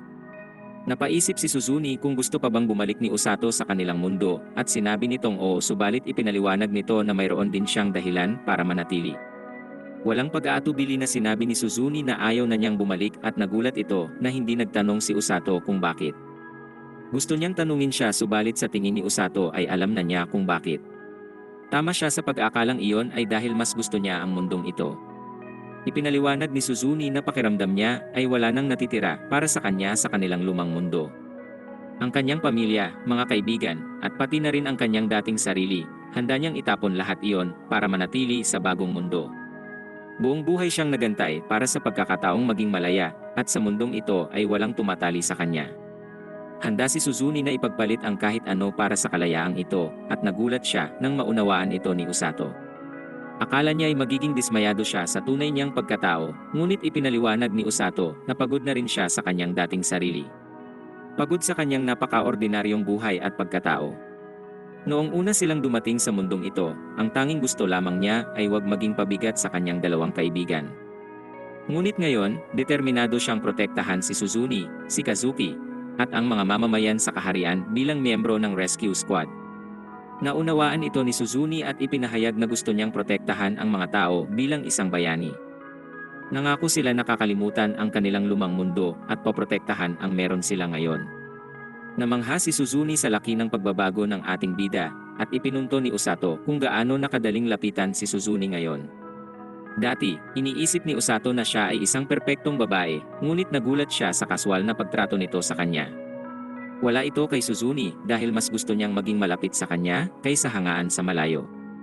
Medyo nagkailangan sila kaya't sinubukan ng matulog ni Usato, ngunit tinukso siya ni Suzune sa kanyang pagkahiya. Natutuwa si Suzune sa kanilang munting usapan at natulog na rin ito. Kinabukasan, hinahanap ng dalawa ang daanan palabas ng kagubatan, ngunit naramdaman nilang mayroong halimaw na paparating. Ang halimaw na ito ay si Blurin pala na sinunggaban agad si Usato. Kasama niya si Aruko na sobrang pagod. Nang makarecover, ipinaliwanag ni Aruko na kanilang sinusuri ang paligid ng kagubatan nang biglang tumakbo si Blurin mag-isa. Hinabol nila ito at napagtanto nila na siguro ay naamoy ni Blurin ang lokasyon ni Usato. Sa sandaling yon, may nakuha naman si Blurin na ibang amoy at ipinaliwanag ni Usato na ito ang tahanan ni Blurin. Ibinahagi niya ang malungkot na kwento na nangyari sa mga magulang ni Blurin at nalungkot ang lahat para sa munting oso. Naging malinaw naman na nais nang umalis ni Blurin at ipinunto ni Suzune na tila nakapagdesisyon na ito. Siguro'y napagtanto na nito ngayon na ang kanyang tahanan ay sa tabi na ni Usato. Panahon na upang umuwi at ipinahayag nila na sila'y papunta sa kung saan sila nababagay. Bumalik sina Usato at Suzune sa kastilyo kung saan masaya ang hari na makita silang nakabalik mula sa kagubatan. Humingi ng paumanhin si Suzune sa pag-aalala na naidulot nila, ngunit ipinaliwanag ng hari na siya dapat ang humingi ng tawad. Humingi rin siya ng paumanhin sa pagkakasangkot ni Usato sa lahat ng ito, ngunit sanay na ang ating bida sa mga sitwasyong ganoon. Agad na pagtanto ni Usato na ang pagiging sanay sa mga matinding sitwasyon ay maaaring maging masama para kay Rose kaya nagsinungaling siya at sinabi na tungkol ito sa kanyang lumang mundo. Nasasabik ang hari na marinig ang tungkol sa pagsasanay ni Usato sa rescue squad at muli na namang nagsinungaling si Usato at sinabing suwabe lang ang lahat. Nabigla si Usato sa mukha ni Rose dahil tila sinabi niya ang eksaktong gusto nitong ipasabi at napaisip siya kung nakondisyon na ba siya ni Rose sa psikolohikal na antas. Pinaalis na ang dalawa subalit sinabihan nito si Rose at si Gliss na maiwan. Seryoso ang mukha ng lalaki kaya't napaisip si Usato kung tungkol saan ang kanilang pag-usapan. Dumating si Kazuki subalit napansin niyang sobrang komportable si Usato. Lubos siyang nag-aalala sa kanila at ipinaliwanag ni Celia na handa na si Kazuki na tumakbo palabas ng kastilyo para sa kanila. Tinawag siya ni Suzune na hindi nag-iingat subalit ipinaalala ni Usato na siya ay nakagat ng isang nakakalason na unggoy. Sinubukan ni Usato na ibahagi ang kwento dito subalit sobrang nahiya si Suzune kaya't pinigilan niya ito. Ikinwento ni Kazuki kung paano siniguro ni Rose na magiging okay lang sila sa kagubatan, ngunit naisip ni Usato na marahil ang tunay na ibig sabihin nito ay madali lang ang kagubatan kumpara sa kanyang araw-araw na pagsasanay. Namangha si Kazuki sa tiwala niya kay Usato subalit iniisip ni Usato na siya ay isang inosenteng bata para paniwalaan ang mga salita ni Rose ng direkta. Hiniling ni Usato na huwag siyang magbago at inihayag na tanging siya at si Rose lamang ang dapat may bahid. Naghiwa-hiwalay ang grupo at ipinunto ni Celia kung gaano sila kalapit sa isa't isa. Inisip ni Kazuki na ang ibig sabihin niya ay si Suzune at Usato, ngunit ipinaliwanag ni Celia na ang ibig niyang sabihin ay silang lahat. Makikitang masaya si Kazuki kasama sila at ipinunto niya na ito ay dahil magkaibigan na sila bago pa man sila dumating sa mundong ito. Gusto ni Celia na maging kaibigan rin nila kaya hiniling niya kay Kazuki na huwag na siyang tawagin ng formal. Humingi siya ng paumanhin sa pagiging masyadong mapilit subalit natanggap naman ang kanyang mensahe at pumayag si Kazuki na tawagin na lang siya bilang Celia mula ngayon. Sa kastilyo, ipinaliwanag ng hari na kanilang kinwestiyon ang mga bandido na sumalakay sa grupo ni Usato. Ipinahayag ni Ministro Sergio na napansin ng mga bandido na mas kaunti ang mga halimaw kumpara sa normal nitong bilang sa lugar na yon. Dinaglaon, sinalakay sila ng isang kawan ng baboy ramo sa kagubatan. Ang nakakagulat na impormasyong ito ay nangangahulugang ang mga halimaw ay tumatakas mula sa mga kapatagan patungo sa kagubatan. Tumatakas sila mula sa isang bagay na nakakatakot at sa palagay ni Siglis ay ito na ang hukbo ng Demon Lord. Hindi kagaya sa kanilang nakaraang laban, sa pagkakataon na ito ay hindi na sila mamaliitin ng Demon Lord kaya't malaki ang tsansa na atakihin sila nito gamit ang kanilang buong lakas. Nagabiso ang hari sa lahat ng mga mangangasiwa sa digmaan na maging handa at mayroon siyang partikular na hiling kay Rose. Ito ay hindi niya karaniwang hinihiling sa pinuno ng rescue team, ngunit sinabi ni Rose na siya ay handa. Una pa lang ay ramdam na niyang gustong malaman ng hari kung gaano nakalapit ang hukbo ng Demon Lord at humingi ito ng paumanhin sa paghiling ng isang bagay na sobrang mapanganib. Alam na ni Rose na siya ang pinakamabilis na tao sa buong kaharian, kaya't pumayag siyang pumunta. May isa pang hiling ang hari at nakiusap ito sa kanya na bumalik sa kanyang tungkulin bilang komandante ng batalyon. Tumanggi si Rose at ipinaliwanag na higit pa ang kasalanan na kanyang dinadala kaysa sa inaakala ng hari. Binigyan siya ng hari ng paalala na siya ang unang healer na naatasang maging komandante ng batalyon at nagtataka ito kung bakit masyado siyang malupit sa kanyang sarili. Napagtanto niya na hindi pa napapatawad ni Rose ang kanyang sarili. Ipinaliwanag niya na tinanggap na niya ang kamatayan ng lahat ng kanyang mga kasama at ang katotohanang walang dami ng pagpapagaling ang makakapagpabalik sa kanila. Ang sugat na naiwan sa kanyang kanang mata ang palaging magpapaalala nito sa kanya. Sinubukan ng hari na ipaliwanag na hindi niya ito pasanin, subalit ipinunto ni Rose na sila'y namatay dahil sa kanyang kumpiyansa. Ang sugat na ito ang kanyang parusa at hindi nito hahayaang malimutan niya ang kanyang mga kasalanan. Ito ang dahilan kung bakit niya nilikha ang rescue squad hindi para makipaglaban kundi para tumuon sa pagliligtas ng buhay. Ipinunto ng hari na maraming buhay ang nailigtas ng rescue squad sa nangyaring digmaan 2 taon na ang nakalilipas, ngunit hindi yon sapat para kay Rose. May isa pang layunin ang rescue squad at iyon ay tulungan siyang mahanap ang isang estudyante na hindi mamamatay. Ipinunto ng hari na hindi ito posible, ngunit ipinaliwanag ni Rose na yon ang layunin ng lahat ng pagsasanay. Healing magic na handang itulak ang katawan lagpas sa limitasyon nito at isang paninindigan na hindi kailanman mababali sa harap ng kalaban. Naghahanap siya ng isang tao na may ganitong mga katangian at ang tao na yon ay si Usato. Mayroon siyang instinct para makaligtas, kakayahang umangkop sa magkakaibang sitwasyon at ang determinasyon na mabuhay. Bukod pa sa lahat ng iyon, patuloy rin siyang tumatayo laban kay Rose at hindi siya kailanman susuko. Siya ay isang hindot na bata na nagpapaalala kay Rose sa mga dati niyang kasamahan. Ito ang dahilan kung bakit siya determinadong gawing perpektong healer si Usato. Humingi ng paumanhin si Rose sa pagkadala niya sa kanyang munting talumpati at umalis na ito patungo sa border. Nang gabing iyon, natuklasan ni Usato na nagiwan si Rose ng sulat para sa kanya. Ito ay nagsasabing walang pagsasanay kinabukasan at sa halip, nais niya na ipamahagi pa nito ang isa pang sulat.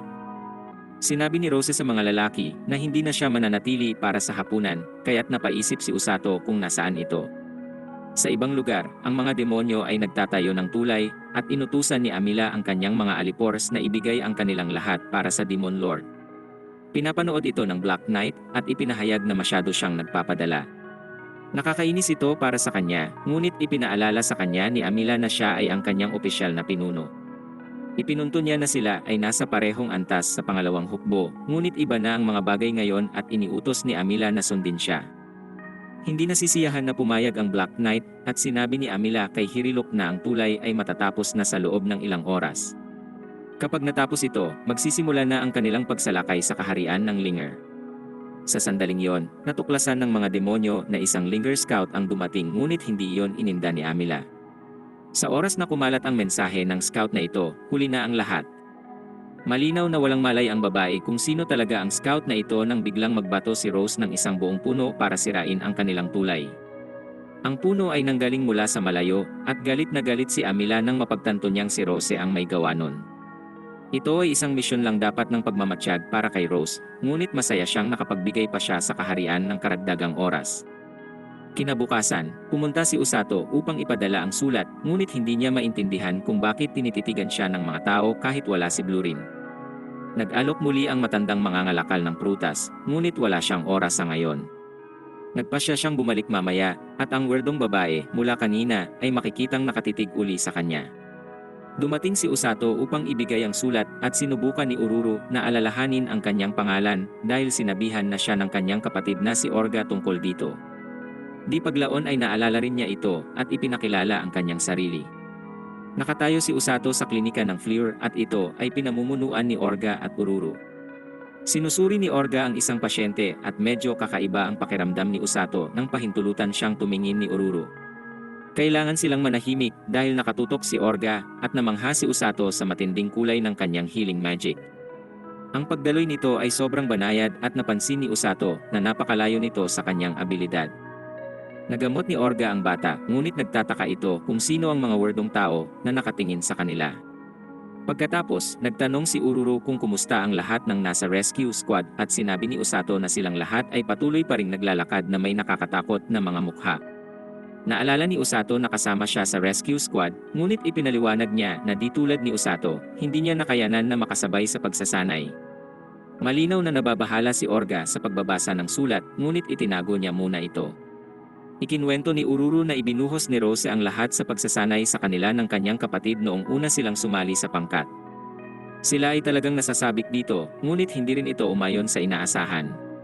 Hindi lamang nahirapan si Ururu na makasabay, pero siya rin ay lubhang natakot kay Rose. Nung panahong iyon ay tila desperado si Rose, subalit ipinunto ni Ururu na tila mas masaya siya ngayon.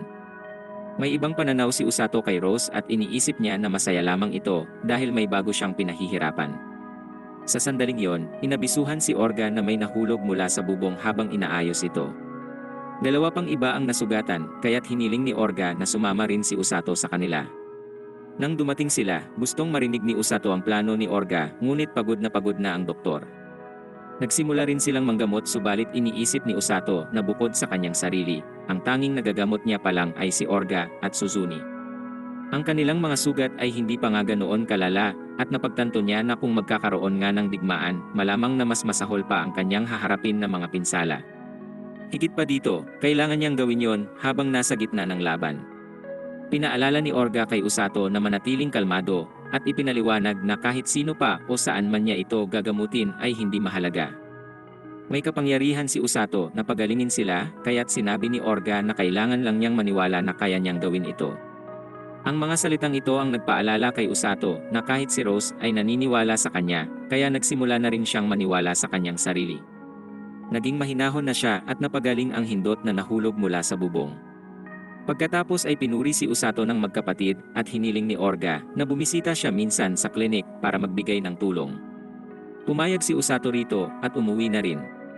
Sa tingin ni Ururu ay nakakamangha si Orga habang nagbibigay ng payo kay Usato, subalit biglang naging seryoso ang mukha ni Orga. Inilahad sa sulat na malapit na ang hukbo ng Demon Lord at sila ay pinapatawag sa digmaan. Wala pang karanasan si Usato sa digmaan, kaya't dapat siyang umasa sa kumpiyansa niya sa sariling kakayahan. Kumpiyansa naman si Orga na alam ni Rose ang kanyang ginagawa at ipinahayag niya na gagawin niya rin ang lahat. Magsisimula na ang digmaan, ngunit siniguro ni Orga sa kanyang kapatid na lahat ay magiging maayos.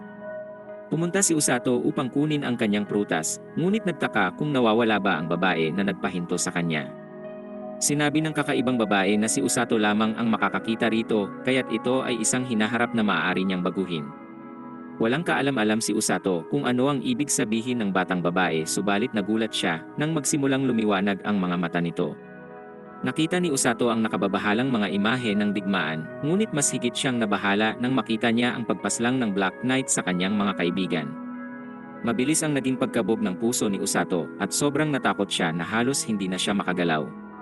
Ipinaliwanag ng babae na ginawa niya lamang ng malaking pabor si Usato at may tungkulin na siya ngayong bayaran ito.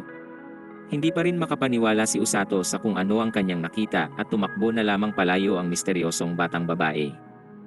Hinabol ni Usato ang batang babae dahil determinado siyang tanungin ito kung bakit niya nakita ang pagkamatay ng kanyang mga kaibigan. Tinitignan siya ng babae habang nakatago at iniisip na si Usato lang ang makapagbabago ng hinaharap. Tinanong ni Usato ang bantay kung napansin niya ang batang babae, ngunit hindi niya ito nakita.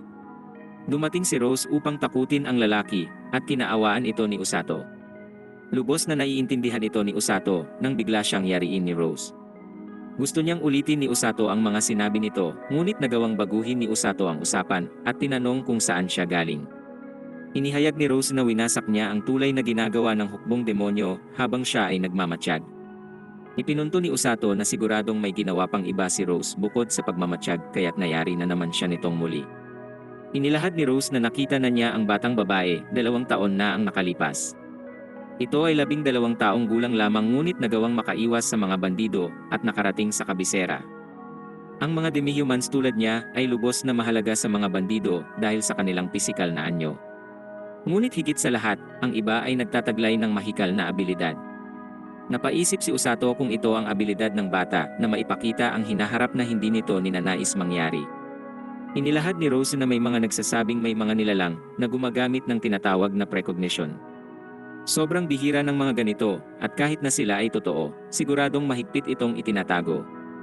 Nagtanong pa si Rose kung bakit gusto niya itong malaman, ngunit nagpanggap si Usato na interesado lang siya tungkol sa mga ganong nilalang dahil nabasa niya ito sa libro. Nang gabing iyon, pinasalamatan ng hari si Rose sa pagpapabagal ng pagabante ng mga kalaban, ngunit ipinunto niyang siguradong gagawa muli ng tulay ang hukbong demonyo.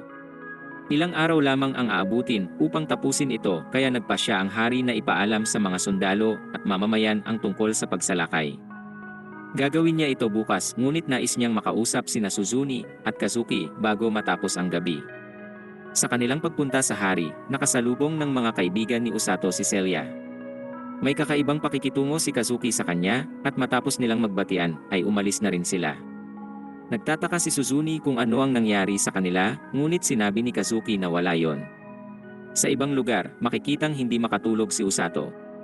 Hindi niya mapigilang isipin ang tungkol sa pangitain, dahil kung ito nga ang hinaharap, wala siyang magagawa tungkol dito. Gayunpaman, naalala niya na sinabi ng bata na siya lang ang may kakayahan na baguhin ang hinaharap na ito. Bigla na lamang napansin ni Usato ang isang bagay sa labas, at nakita niya si Kazuki. Nag-usap ang dalawa tungkol sa kanilang pagsasanay at ibinunyag ni Kazuki na nakausap nila ang hari. Sila ay sinabihan na ang laban kontra sa hukbong demonyo ay magsisimula na, ngunit pareho na nilang alam iyon. Gayunpaman, kapag iniisip ni Kazuki ang kanyang sarili na nakikipaglaban ay hindi siya makatulog.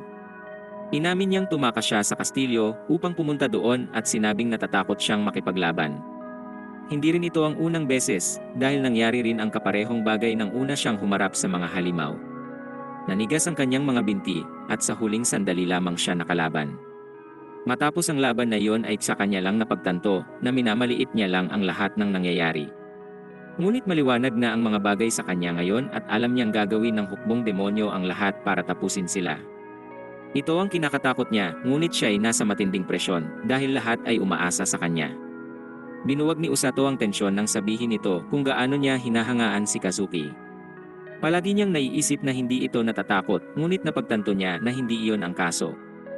Ang mga inaasahan ng mga tao kay Kazuki ay napakalaking pasanin. Pinunto ni Usato na hindi kailangan ni Kazuki na magpadala doon, at may mga pagkakataon na maaari niyang unahin ang kanyang sarili. Pero kumpiyansang sinabi ni Usato na siya ay sasama sa laban. Nais niyang iligtas ang mga lalaban sa hukbong demonyo. Si Usato siyempre ay takot din, pero buo na ang kanyang desisyon. Ipinaalala ni Kazuki na siya ay napunta lamang doon ng aksidente, at ngayoy maaari pang mamatay. Totoong napunta lang doon si Usato ng aksidente, ngunit marami nang nangyari mula noon. Maraming pagsubok ang dumaan, ngunit nakilala niya rin ang iba't ibang tao na nagturo sa kanya ng tamang daan. Nais niyang tulungan ang mga ito, at isa na rin dun si Kazuki. Ipinaalala ni Usato na kahit hindi lumaban si Kazuki, mananatili pa rin silang magkaibigan. Ang mga salitang ito ang kailangang marinig ni Kazuki. Nagising na si Kazuki sa kanyang depresyon at ipinahayag na siya'y lalaban upang protektahan si Usato at Suzune. Hindi siya sigurado kung makakalaban siya bilang isang bayani, ngunit tiyak siya na gusto niyang tulungan ang kanyang mga kaibigan. Ayaw ni Kazuki na manood lamang at sinabi na kahit siya'y natatakot ay lalaban pa rin siya. Ang pagkakaroon ng mga kaibigan sa kanyang tabi ang nagbibigay sa kanya ng kasiguruhan, kaya't nangako silang poprotektahan ang lahat ng magkakasama. Napagtanto ni Usato na parang baduy na ang kanilang usapan, ngunit sinabi ni Kazuki na ito ang kailangan niyang marinig. Pagkatapos nun ay gusto ni Usato na malimutan na ang kanyang corning litanya at matulog na, ngunit lumitaw si Suzune at pinagtawanan silang dalawa. Sinabi ni Usato na wala na siyang lakas para sa mga pang-aasar nito, ngunit patuloy pa rin si Suzune sa kanyang kalokohan. Alam ni Usato na sumunod siya kay Kazuki dahil napansin niyang may mali dito, pero masaya lang si Suzune na nakausap ni Usato ito. Inamin ni Usato na may parte sa kanya na ayaw lumaban, at napaisip si Suzune kung ayaw rin ba nitong palabanin siya. Mas gusto ni Usato kung hindi, ngunit alam niyang nagpasya na si Suzune na manirahan sa mundong ito. Ito'y totoo at umalis na rin si Suzune dahil bukas ay importanteng araw para sa kanilang lahat. Kinabukasan, nagbigay na ng anunsyo ang hari. Ilang oras na lang bago ang pagsalakay ng hukbong demonyo, kaya plano niyang harangin ito sa kapatagan. 2 taon na ang nakalilipas ng tagumpay nilang napaatras ang hukbong demonyo, ngunit sigurado siya ngayong lumakas ang mga ito. Hindi ito magiging madali, ngunit ipinaalala niya sa lahat na sila'y lumakas rin. Binanggit niyang meron din silang 2 bayani ngayon na sina Kazuki at Suzuni. Andyan din ang rescue squad na may napakahalagang papel sa digmaan. Tinapos ng hari ang kanyang talumpati sa pagtitiyak na sila'y mananalo at lahat ay ginanahan. Maya-maya, pumunta si Kazuki upang makipag-usap kay Celia. Humingi siya ng paumanhin sa pagdating ng hindi inaasahan, ngunit ikinatuwa ito ni Celia. Sinabi niyang papunta na sila sa digmaan, kaya't hiniling nito ang kanyang kaligtasan. Sumumpa siya na poprotektahan ang nasyon, ngunit higit sa lahat, ipinangako niyang babalik siya upang magkita silang muli. Nagulat si Celia at umaasang gagawin yon ni Kazuki, at nagpaalam na ito. Sa ibang lugar, tuwang-tuwa si Ururu kay Blurin. Pinayagan siya ni Usato na himasin ito, ngunit binalaan na baka hindi pumayag si Blurin. Sigurado si Ururu na magiging magkaibigan silang dalawa, ngunit siya'y nagkamali ng tapikin ni Blurin ang kanyang kamay. Patuloy itong ginagawa ni Blurin, kaya't natuwa si Ururu na mayroong munting kuneho na lumitaw para sa kanya. Ngunit hindi pa rin napagbigyan si Ururu dahil sumama pa si Kukuro kay Blurin upang palayuin siya. Kailangang tulungan ni Usato si Orga na di mapisa sa mga dala nito, at nakita nilang patuloy pa rin si Ururu sa pangungulit kay Blurin. Sinabi ni Orga na kinakabahan si Ururu dahil unang beses nitong sasabak sa digmaan. Ang kanyang kakulitan ay paraan niya lamang upang itago ang kanyang takot. Biglang pinatawag si Usato upang makipag-usap kay Rose at naisip niya ngayon lamang siya makakapunta sa kwarto nito. Kinakabahan si Usato na baka pahirapan lang siya nito, ngunit pagdating niya ay gusto lamang siya nitong kausapin. Gusto ni Rose na ipaliwanag ni Usato ang kanyang papel sa digmaan, kaya't sinabi niya na ito ay manggamot ng mga sugatan sa unang hanay kasama siya. Ito ay bahagyang tama lang dahil ang simula ng laban ay magiging iba. Ang iba nilang kasama sa squad ang magdadala ng mga sugatan pabalik sa likuran, at doon sila gagamutin nila, Orga, at Ururu. Sa simula ay wala gaanong magiging sugatan sa unang hanay, kaya't maaari silang maging target doon. Bukod dito, sinabihan siya ni Rose na huwag gamutin ang mga maling tao. Iniisip ni Usato na ang ibig sabihin niya ay huwag gamutin ang kalaban, ngunit tinawag siyang uslak ni Rose dahil hindi iyon ang kanyang ibig sabihin. May mga taong sugatan, ngunit patuloy pa ring lumalaban. Hindi niya dapat gamutin ang mga ito dahil makakasagabal lamang siya sa kanilang laban. Sariling desisyon na niya iyon kung sino ang dapat niyang gamutin agad anumang oras. Naunawaan ito ni Usato at ibinigay na sa kanya ni Rose ang kanyang rescue squad na uniforme. Ganito ang naging disenyo ng uniforme upang sila ay madaling makilala sa laban. Ang ating bida ay hindi na maitago ang pagkagalak kaya sinabihan na siya ni Rose na isuot ito. Natutuwa si Rose na lumaki ang kanyang pangangatawan dahil saktong-sakto ang damit sa kanya. Hinawakan siya ulit ni Rose upang ipaliwanag na ang mga healer ay hindi immortal. Kapag sila ay namatay, yun na ang katapusan nun. Ang isang bagay na hindi niya maaaring gawin sa digmaan ay baliwalain ang kanyang buhay. Sinabi ni Usato na siyempre ay hindi niya gustong mamatay, ngunit dahil dito ay tinawag na naman siyang uslak ni Rose. Madali itong sabihin at marami nang nakilala si Rose na ganito rin magsalita, ngunit namatay pa rin. Ang pagiging miyembro ng rescue squad ay nangangahulugang kailangan niya ring iligtas ang kanyang sarili, kaya hindi niya dapat baliwalain ang halaga ng kanyang buhay. Ayaw niyang makarinig ng kahit anong salita ng pagsasakripisyo mula kay Usato, kundi ay siya na mismo ang tatapos sa buhay nito bago pa yon gawin ng kalaban.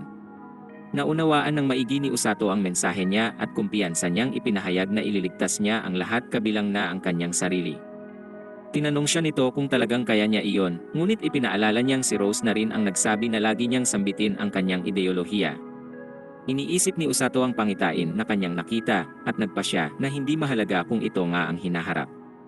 Alam niya kung ano ang dapat niyang gawin at iyon ay huwag hayaang mamatay si Kazuki o Suzuni anuman ang mangyari. Nang maglaon, pumunta ang mga bayani sa isang kampo kung saan sila maghahanda para sa laban. Medyo natagalan si Ururu sa biyahe, ngunit kailangan nilang gumawa ng ligtas na distansya mula sa kaharian bago sila makipaglaban. Nagtanong si Usato kung ano ang mga demonyo, kaya ipinaliwanag ni Rose na mukha rin silang tao, ngunit mas malakas at mas maraming mana. Hindi lang rin ito para sa kanilang mga pinuno, dahil pati ang kanilang mga karaniwang sundalo ay malakas rin. Napaisip si Rose kung takot siya, ngunit sinabi ni Usato na may kilala siyang mas nakakatakot. Hindi makapaniwala si Rose na ang isang uslak na dumating sa mundong ito ng aksidente ay magiging ganito kalakas. Ipinaalala ni Usato na dumaan siya sa nakakabaliw na pagsasanay upang maging ganito, at inamin niyang unay sinusubukan niya lang talunin si Rose. Naghanda si Usato na masigawan dahil sa kanyang matulis na dila, ngunit siya ay nagulat nang hindi ito mangyari. Ito'y dahil si Rose ay naging seryoso at naalala niya ang kanyang dating grupo. Isang pagtingin sa nakaraang 5 taon ay makikitang si Rose ang battalion commander ng Lingard Knights. Ang kaharian ay kakatanggap lang ng ulat na may mga demonyo sa kapatagan malapit sa Darkness of Linger. Naglabas ang hari ng utos na protektahan ang mga mangangalakal doon, ngunit binigyang diin niya na ang mga demonyo ay mas malakas kaysa sa mga tao at dapat iwasan ang anumang enkwentro sa kanila. Nag-aalala si Siglis at Rose na ang mga demonyo ay nagpaplanong manakop, kaya naisip ni Siglis na ihanda ang kanyang mga alagad kung sakali. Malalim na nag-iisip si Rose habang nagpaplano na ihanda rin ang kanyang batalyon, kaya hindi niya pinansin ang babae na sinubukang kunin ang kanyang atensyon. Pinagalitan ni Rose ang babaeng ito na si Owl, ngunit galit si Owl dahil maaaring nabiyak ni Rose ang kanyang bungo. Napaisip si Owl kung gaano kaseryoso ang sitwasyon sa mga demonyo, ngunit pinagalitan siya uli ni Rose dahil nakinig siya sa isang pribadong pulong. Siniguro ni Rose sa kanya na hindi ganoon kalala ang sitwasyon at tiyak si Owl na kaya rin naman nila itong aksyonan. Ipinaalala ni Rose sa kanya na huwag baliwalain ang kaaway at nagpasya siyang babantayan ang pagsasanay ng lahat mamaya. Ayaw ito ni Owl na mangyari, kaya sinubukan niyang ipaalala kay Rose na marami pa itong mga responsibilidad na kailangang gampanan. Nakarating sila sa bahay at nagdeklara si Rose na oras na upang ibalik sa kondisyon ang lahat. Sinisi ng ibang kabalyero si Owl sa pagsisimula ng kahirapang ito at kanilang inilabas ang kanilang inis sa kanya. Humingi si Owl ng tulong ngunit binaliwala lang siya ni Rose. Makalipas ang 1 linggo, mas maraming ulat na ang mga demonyo ay umaatake ng mga halimaw sa kanilang teritoryo, kaya sinugo si Rose upang mag-imbestiga. Ipinaalam ni Rose sa kanyang mga kabalyero ang misyon at ipinaliwanag niya na may 10 hanggang 30 kalaban. Sinubukan ni Owl na palakasin ang loob ng grupo, ngunit sinisisi pa rin siya ng mga ito sa 1 linggo ng mahirap na pagsasanay. Pero ipinunto ni Owl na lumakas sila dahil dito, ngunit ito ay lalo nilang ikinainis. Alam ni Rose na mararamdaman ni Kukuru ang mga halimaw, ngunit masyadong delikado ang misyon na ito, kaya nagpa siya itong iwan sa bahay ang kuneho sa ngayon.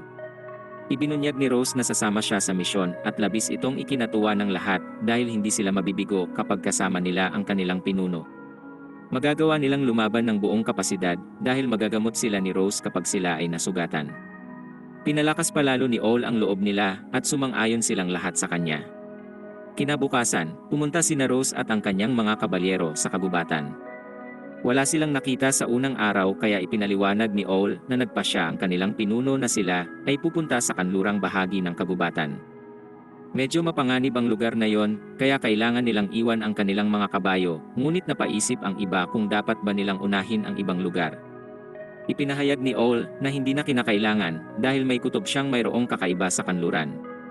Napaisip ang iba, ngunit masaya rin silang pumayag sa kanyang nais dahil nirerespeto nila ito bilang kanilang pangalawang komandante. Oras na para sila'y magpahinga, kaya nagpasya si Rose na siya ang unang magbabantay. Natulog na ang lahat, ngunit ramdam ni Rose na gising pa si Owl. Inalok ni Rose na bugbugin siya hanggang mawalan ng malay, ngunit may gustong itanong si Owl. Gusto niyang malaman kung bakit siya pinili ni Rose bilang pangalawang komandante. Iniisip ni Owl na siya'y pangkaraniwan lang at walang espesyal sa kanya. Sinanay ni Rose ang lahat para maging pinakamagaling, ngunit ipinunto ni Owl na siya'y tagagawa lang ng mga utusin. Sinabi ni Rose na wala pang ginawang mali si Owl, kaya wala siyang reklamo. Ipinaliwanag ni Owl na desperado siya laging ibigay ang lahat at siya'y nagulat nang ipahayag ni Rose na ito ang dahilan kung bakit siya karapat-dapat na maging susunod na commander. Nagulat si Owl dahil sa palagay niya'y mababaliw ang iba at naalala niya kung paano siya dati. Matigas ang ulo ni Owl at hindi sumusunod sa mga utos na hindi niya gusto. Walang sinumang makakontrol sa kanya at kapag may nagreklamo tungkol dito, puwersahan niyang pinatatahimik ang mga ito. Si Owl ay kilala bilang malakas na kabalyero na hindi sumusunod sa kanyang mga superior. Nakilala ni Owl si Rose, ngunit nanatili ang kanyang katigasan ng ulo. Ang tanging pagkakaiba ay hindi hinayaan ni Rose na siya ay makapalag. Binabatukan siya ni Rose kapag hindi siya nakikinig at hinabol siya nito nang sinubukan niyang tumaka sa border. At nang nagtangkang lumaban si All, binira siya ni Rose nang napakalakas na nawalan siya ng malay kasama ang lahat ng mga alaala ng pangyayari. Hindi matandaan ni Rose na binatukan niya ito nang ganun kalakas at di makapaniwala si All dito. Ipinaliwanag ni All na hindi niya nais na magtagumpay si Rose laban sa kanya.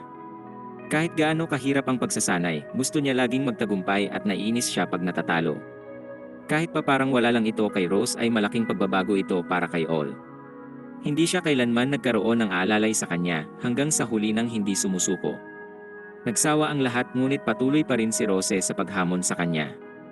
Iniisip ni All na ganun din ang nararamdaman ng ibang kabalyero. Si Rose lang ang nakakaintindi sa kanila, kaya siya lang ang maaaring maging commander nila.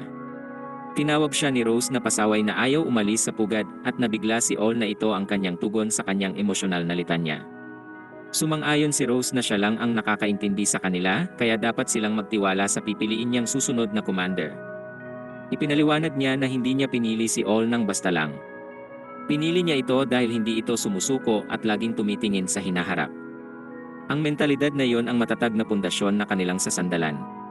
Hanggat patuloy si All sa kung ano siya, susundin siya ng iba. Tila naunawaan na ito ni All, ngunit gusto lang ni Rose na burahin ang kadiring ngiti sa kanyang mukha. Binigyang diin ni Rose na ang mundo ay laging nagbabago kaya dapat matuto si All na tanggapin ito. Gayunpaman, hindi magbabago ang katotohanan na siya ay minsan nilang naging commander. Hindi na yon kailangang pag-isipan ng malalim, kaya naunawaan na rin ito ni All. Sinabi ni Rose sa iba na oras na upang matulog at nagulat si All na makitang nakikinig ang lahat. Ipinahayag nila na nagtitiwala sila kay All at ipinuntong lagi silang nakikinig dito sa kritikal na mga sitwasyon. Gusto na nang nahihiyang si All na matapos ang lahat ng papuri kaya't binalaan niyang gugulpihin silang lahat bago pa yon gawin ng mga demonyo. Kinabukasan, nakita nila ang mga palatandaan ng mga demonyong nanguhuli ng mga halimaw. Ang pagpunta sa teritoryo ng Linger upang manghuli ng halimaw ay walang saysay kaya't napaisip sila kung ginagawa nila ito bilang katuwaan. Palagay ni All ay may ibang dahilan, ngunit naabala sila ng isang malakas na ingay. Nakakita sila ng ilang mga demonyo sa malapit ngunit agad rin silang napansin. Sinabi ni Rose sa iba na manatili sa likod at tinanong ang mga demonyo kung ano ang ginagawa ng mga ito sa kanilang teritoryo. Ipinaliwanag ng demonyo na hindi niya talaga gusto ang misyon na ito, ngunit kailangan niya itong gawin dahil makikinabang sila ng malaki sa hinaharap. Tumanggi siyang magbigay pa ng karagdagang paliwanag, kaya't sinabihan sila ni Rose na umalis na. Kung tahimik silang aalis, palalampasin niya ang lahat. Namangha ang demonyo sa kanyang kapusukan, ngunit ipinahayag niyang hindi niya maaaring buhayin ang mga ito. Iniwan ni Rose kay All ang pamamahala at sinabing hindi siya makakapagbigay ng utos habang nakikipaglaban sa demon leader. Nagsimula ang laban at ipinahayag ni All na ipapakita nila sa mga demonyo ang kanilang lakas at kooperasyon. Sumubok ang demonyo ng isang atake, ngunit ipinakita ni Rose ang kanyang bilis at pinaatras ito. Hindi man lang nakapag-isip ang demonyo nang mabilis na sinundan ni Rose ang atake na nagpalipad sa demonyo. Alam ni Rose na hindi siya makakatama ng mabuti dahil ang demonyong ito ay namamanipula ang hangin sa isang iglap. Iniwan ni Rose ang iba sa kanyang mga kabalyero at sinundan ang demon leader. Naglaban sila at pinigilan niya ang kilos nito sa pamamagitan ng pagbato ng malalaking puno. Nabigla ang demonyo sa walang tigil na mga atake, ngunit nagsisimula pa lang rin siya. Patuloy na umatake si Rose kaya't inamin ng demonyo na hindi pa siya nakakita ng tao na may ganitong bilis. Wala siyang interes na makipag-usap at nais lamang niyang wasakin ang mukha nito. Pinalibutan siya ng demonyo ng mga patalim na hangin, ngunit si Rose ay kumpiyansa gaya ng lagi. Inisip ng demonyo na siya'y uslak para ilagay ang buhay sa panganib sa pagtawid sa mga patalim na hangin, ngunit siya'y nagulat nang makita niyang dinamot ni Rose ang sarili. Ngayon lang niya napagtanto ang abilidad nito, ngunit huli na dahil umatake na uli si Rose. Alam na ngayon ng demonyo na siya ay isang healer. Ang kanyang nakakalulang lakas at mabilis na panggagamot ang dahilan kung bakit siya dominante sa malapitang laban. Kinilala niya ang pagiging halimaw ni Rose at sila'y nagpakilala sa isa't isa. Ang pangalan ng demonyo ay Nero. Nilabas niya ang kanyang sandata at sinabi na ngayoy tatapusin na niya si Rose. Ngunit walang takot si Rose at inihayag na mauuna niyang pabagsakin ang demonyong ito. Sa ibang laban, ginamit ng isang lalaki ang kanyang kakayahan upang patulugin ang isang demonyo. Nakatama rin ng atake si All at ipinahayag na kailangan nilang ipakita ang lakas ng personal na unit ni Rose. Abala si Rose sa pakikipaglaban kay Nero at napagtanto niya na ang kanyang espada ay nababalot ng sumpa. Hindi ito maaaring dumikit sa kanya anuman ang mangyari. Sa sandaling yon, nagawa ni Nero na hiwain ang kanyang mukha, ngunit nagawa niya ring masuntok ito. Napatalsik niya ito malapit sa iba at ginamot ni Rose ang kanyang sarili. Alam niya na hindi pa ito doon nagtatapos kaya inutos niyang bumangon ito. Namangha si Nero sa kanya at sa kanyang mga kasama. Mahusay sila at masasabi niyang sila ang pinakaproblematikong grupo na kanyang nakaharap. Akala ni Nero na ang mga bayani ay hindi na matatagpuan sa mga tao.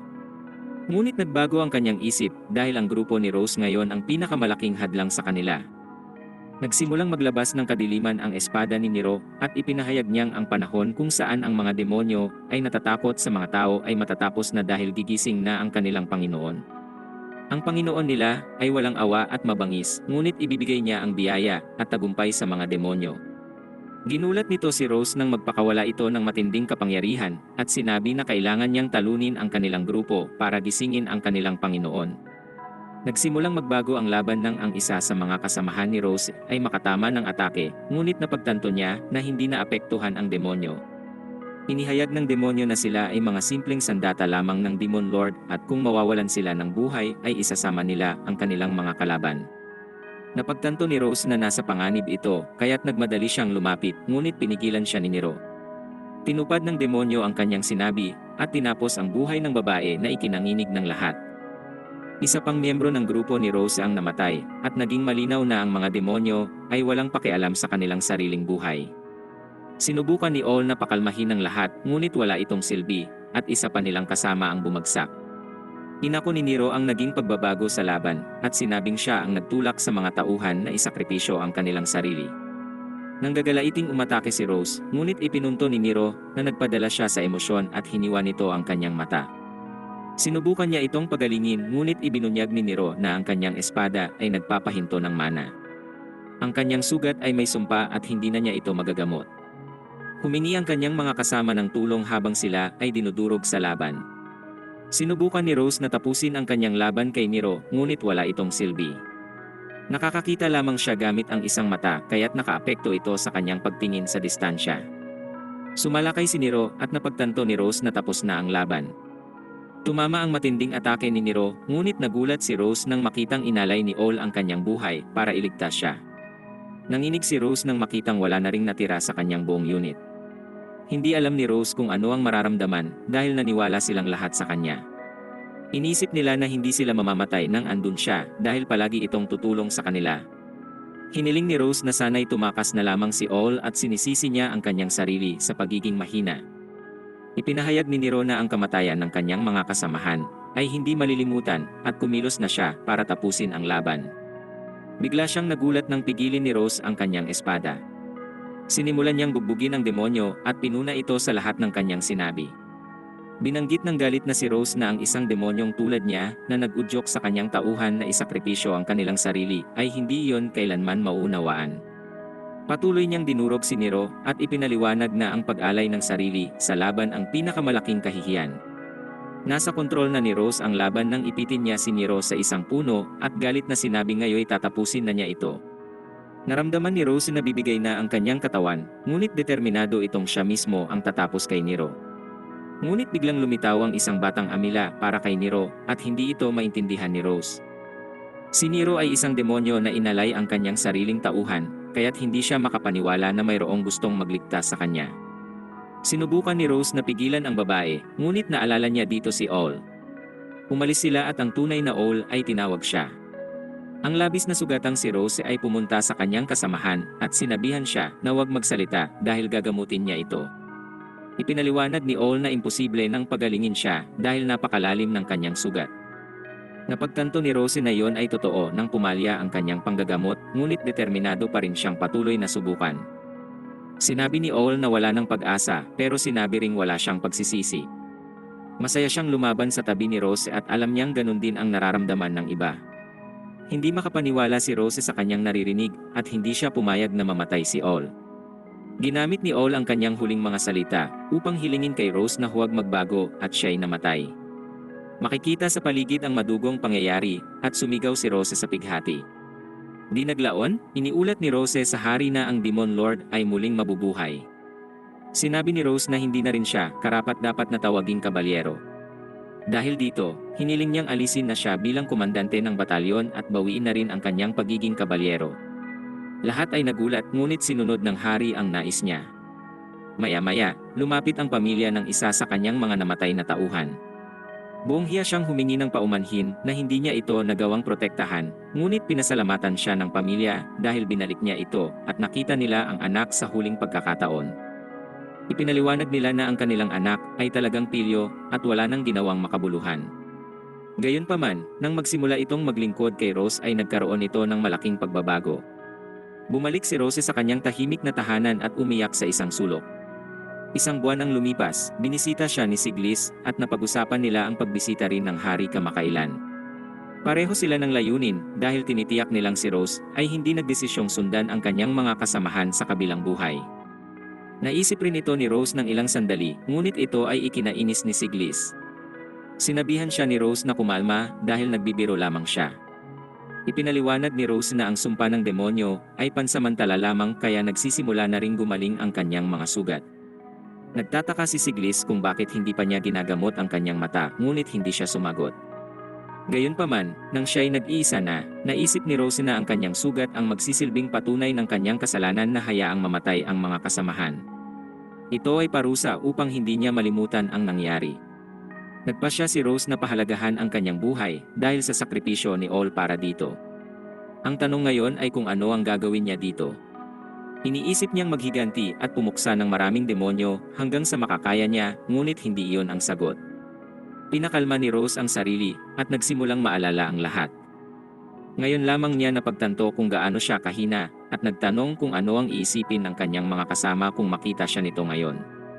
Iniisip niyang si All ay nasa tabi niya at sinabi ni All na marahil ay tatawanan siya ng mga ito.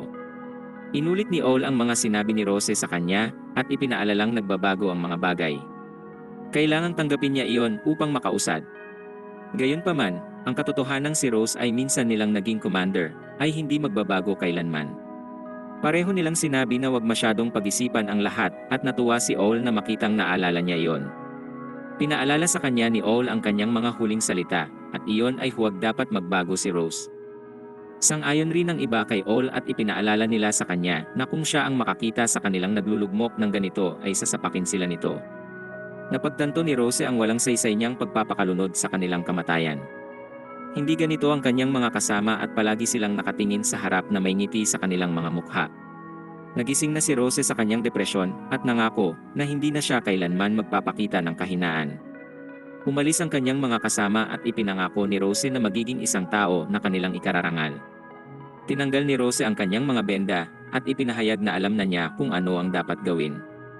May malaking laban kontra sa Demon Lord na darating kaya napagpasyahan niyang lumikha ng isang grupo na nagliligtas ng buhay. Maraming kawalang malalagay sa peligro, ngunit ipinangako niyang hindi sila hahayaang mamatay. Kailangan ng hindi bababa sa 5 tao ng kanyang grupo at 2 sa kanila ay dapat healer din. Ngunit pinakaimportante sa lahat, kailangan nila ng isang katulad niya. Isang tao na hindi lamang nanggagamot kundi isang healer na kayang mag-ikot sa laban at pumuksa ng mga banta anumang oras. Ito ay imposible para sa isang normal na tao, ngunit kung makakahanap siya ng katulad noon, baka magkaroon sila ng tsansa na lumaban ng walang namamatay. Pagbalik sa kasalukuyan, nagulat si Usato nang sabihin ni Rose na natutuwa siyang natagpuan niya ito. Binanggit ni Rose na hindi pa nito alam kung gaano kahalaga ang kanyang buhay. Hindi lahat ng healer ay maaaring lumakas tulad niya sa simpleng pagsasanay lang. Tinanong niya si Usato kung ano sa palagay nito ang magiging mundo kung marami pang mga healer tulad ni Rose, ngunit ginamit ni Usato ang kanyang matulis na dila para sabihing magugunaw ang mundo. Ipinaliwanag ni Rose na naisip niya ang teknik na palakasin ang sarili lampas sa kanyang limitasyon sa paggamit ng healing magic. Napakahirap nito at silang dalawa lang ni Usato ang nakakagawa nito. Na kay Usato ang lahat ng mga katangian na hinahanap niya sa isang healer, kaya't sigurado siyang hindi ito mamamatay. Nagulat si Usato sa lahat ng papuri, ngunit gusto lang ni Rose na burahin ang kanyang nakakadiring ngiti. Sa ibang lugar, sinabihan si Amila na natapos na ang tulay. Natuwa ang Demon Knight na marinig iyon at ipinaalala ni Amila na pwede siyang magwala hanggat gusto niya kapag nagsimula ang laban. Kumpiyansa ang lalaking ito na matatapos agad ang laban dahil mga tao lamang ang kanilang haharapin. Pero ipinaalala ni Amila na huwag niyang maliitin ang mga ito dahil may mga tinatawag na kidnappers. Ang mga kidnappers ang kumukuha sa mga sugatan, ngunit hindi nababahala ang knight sa kanila. Para sa kanya ay puro pagtakbo lang ang alam ng mga ito, ngunit sinabi ni Amila na ito'y mga halimaw. Natuwa naman ang knight na marinig iyon dahil baka maging interesante ang laban kahit papaano. Wala siyang pakialam kung ano sila basta't iparamdam lang nila sa kanya na siya'y buhay.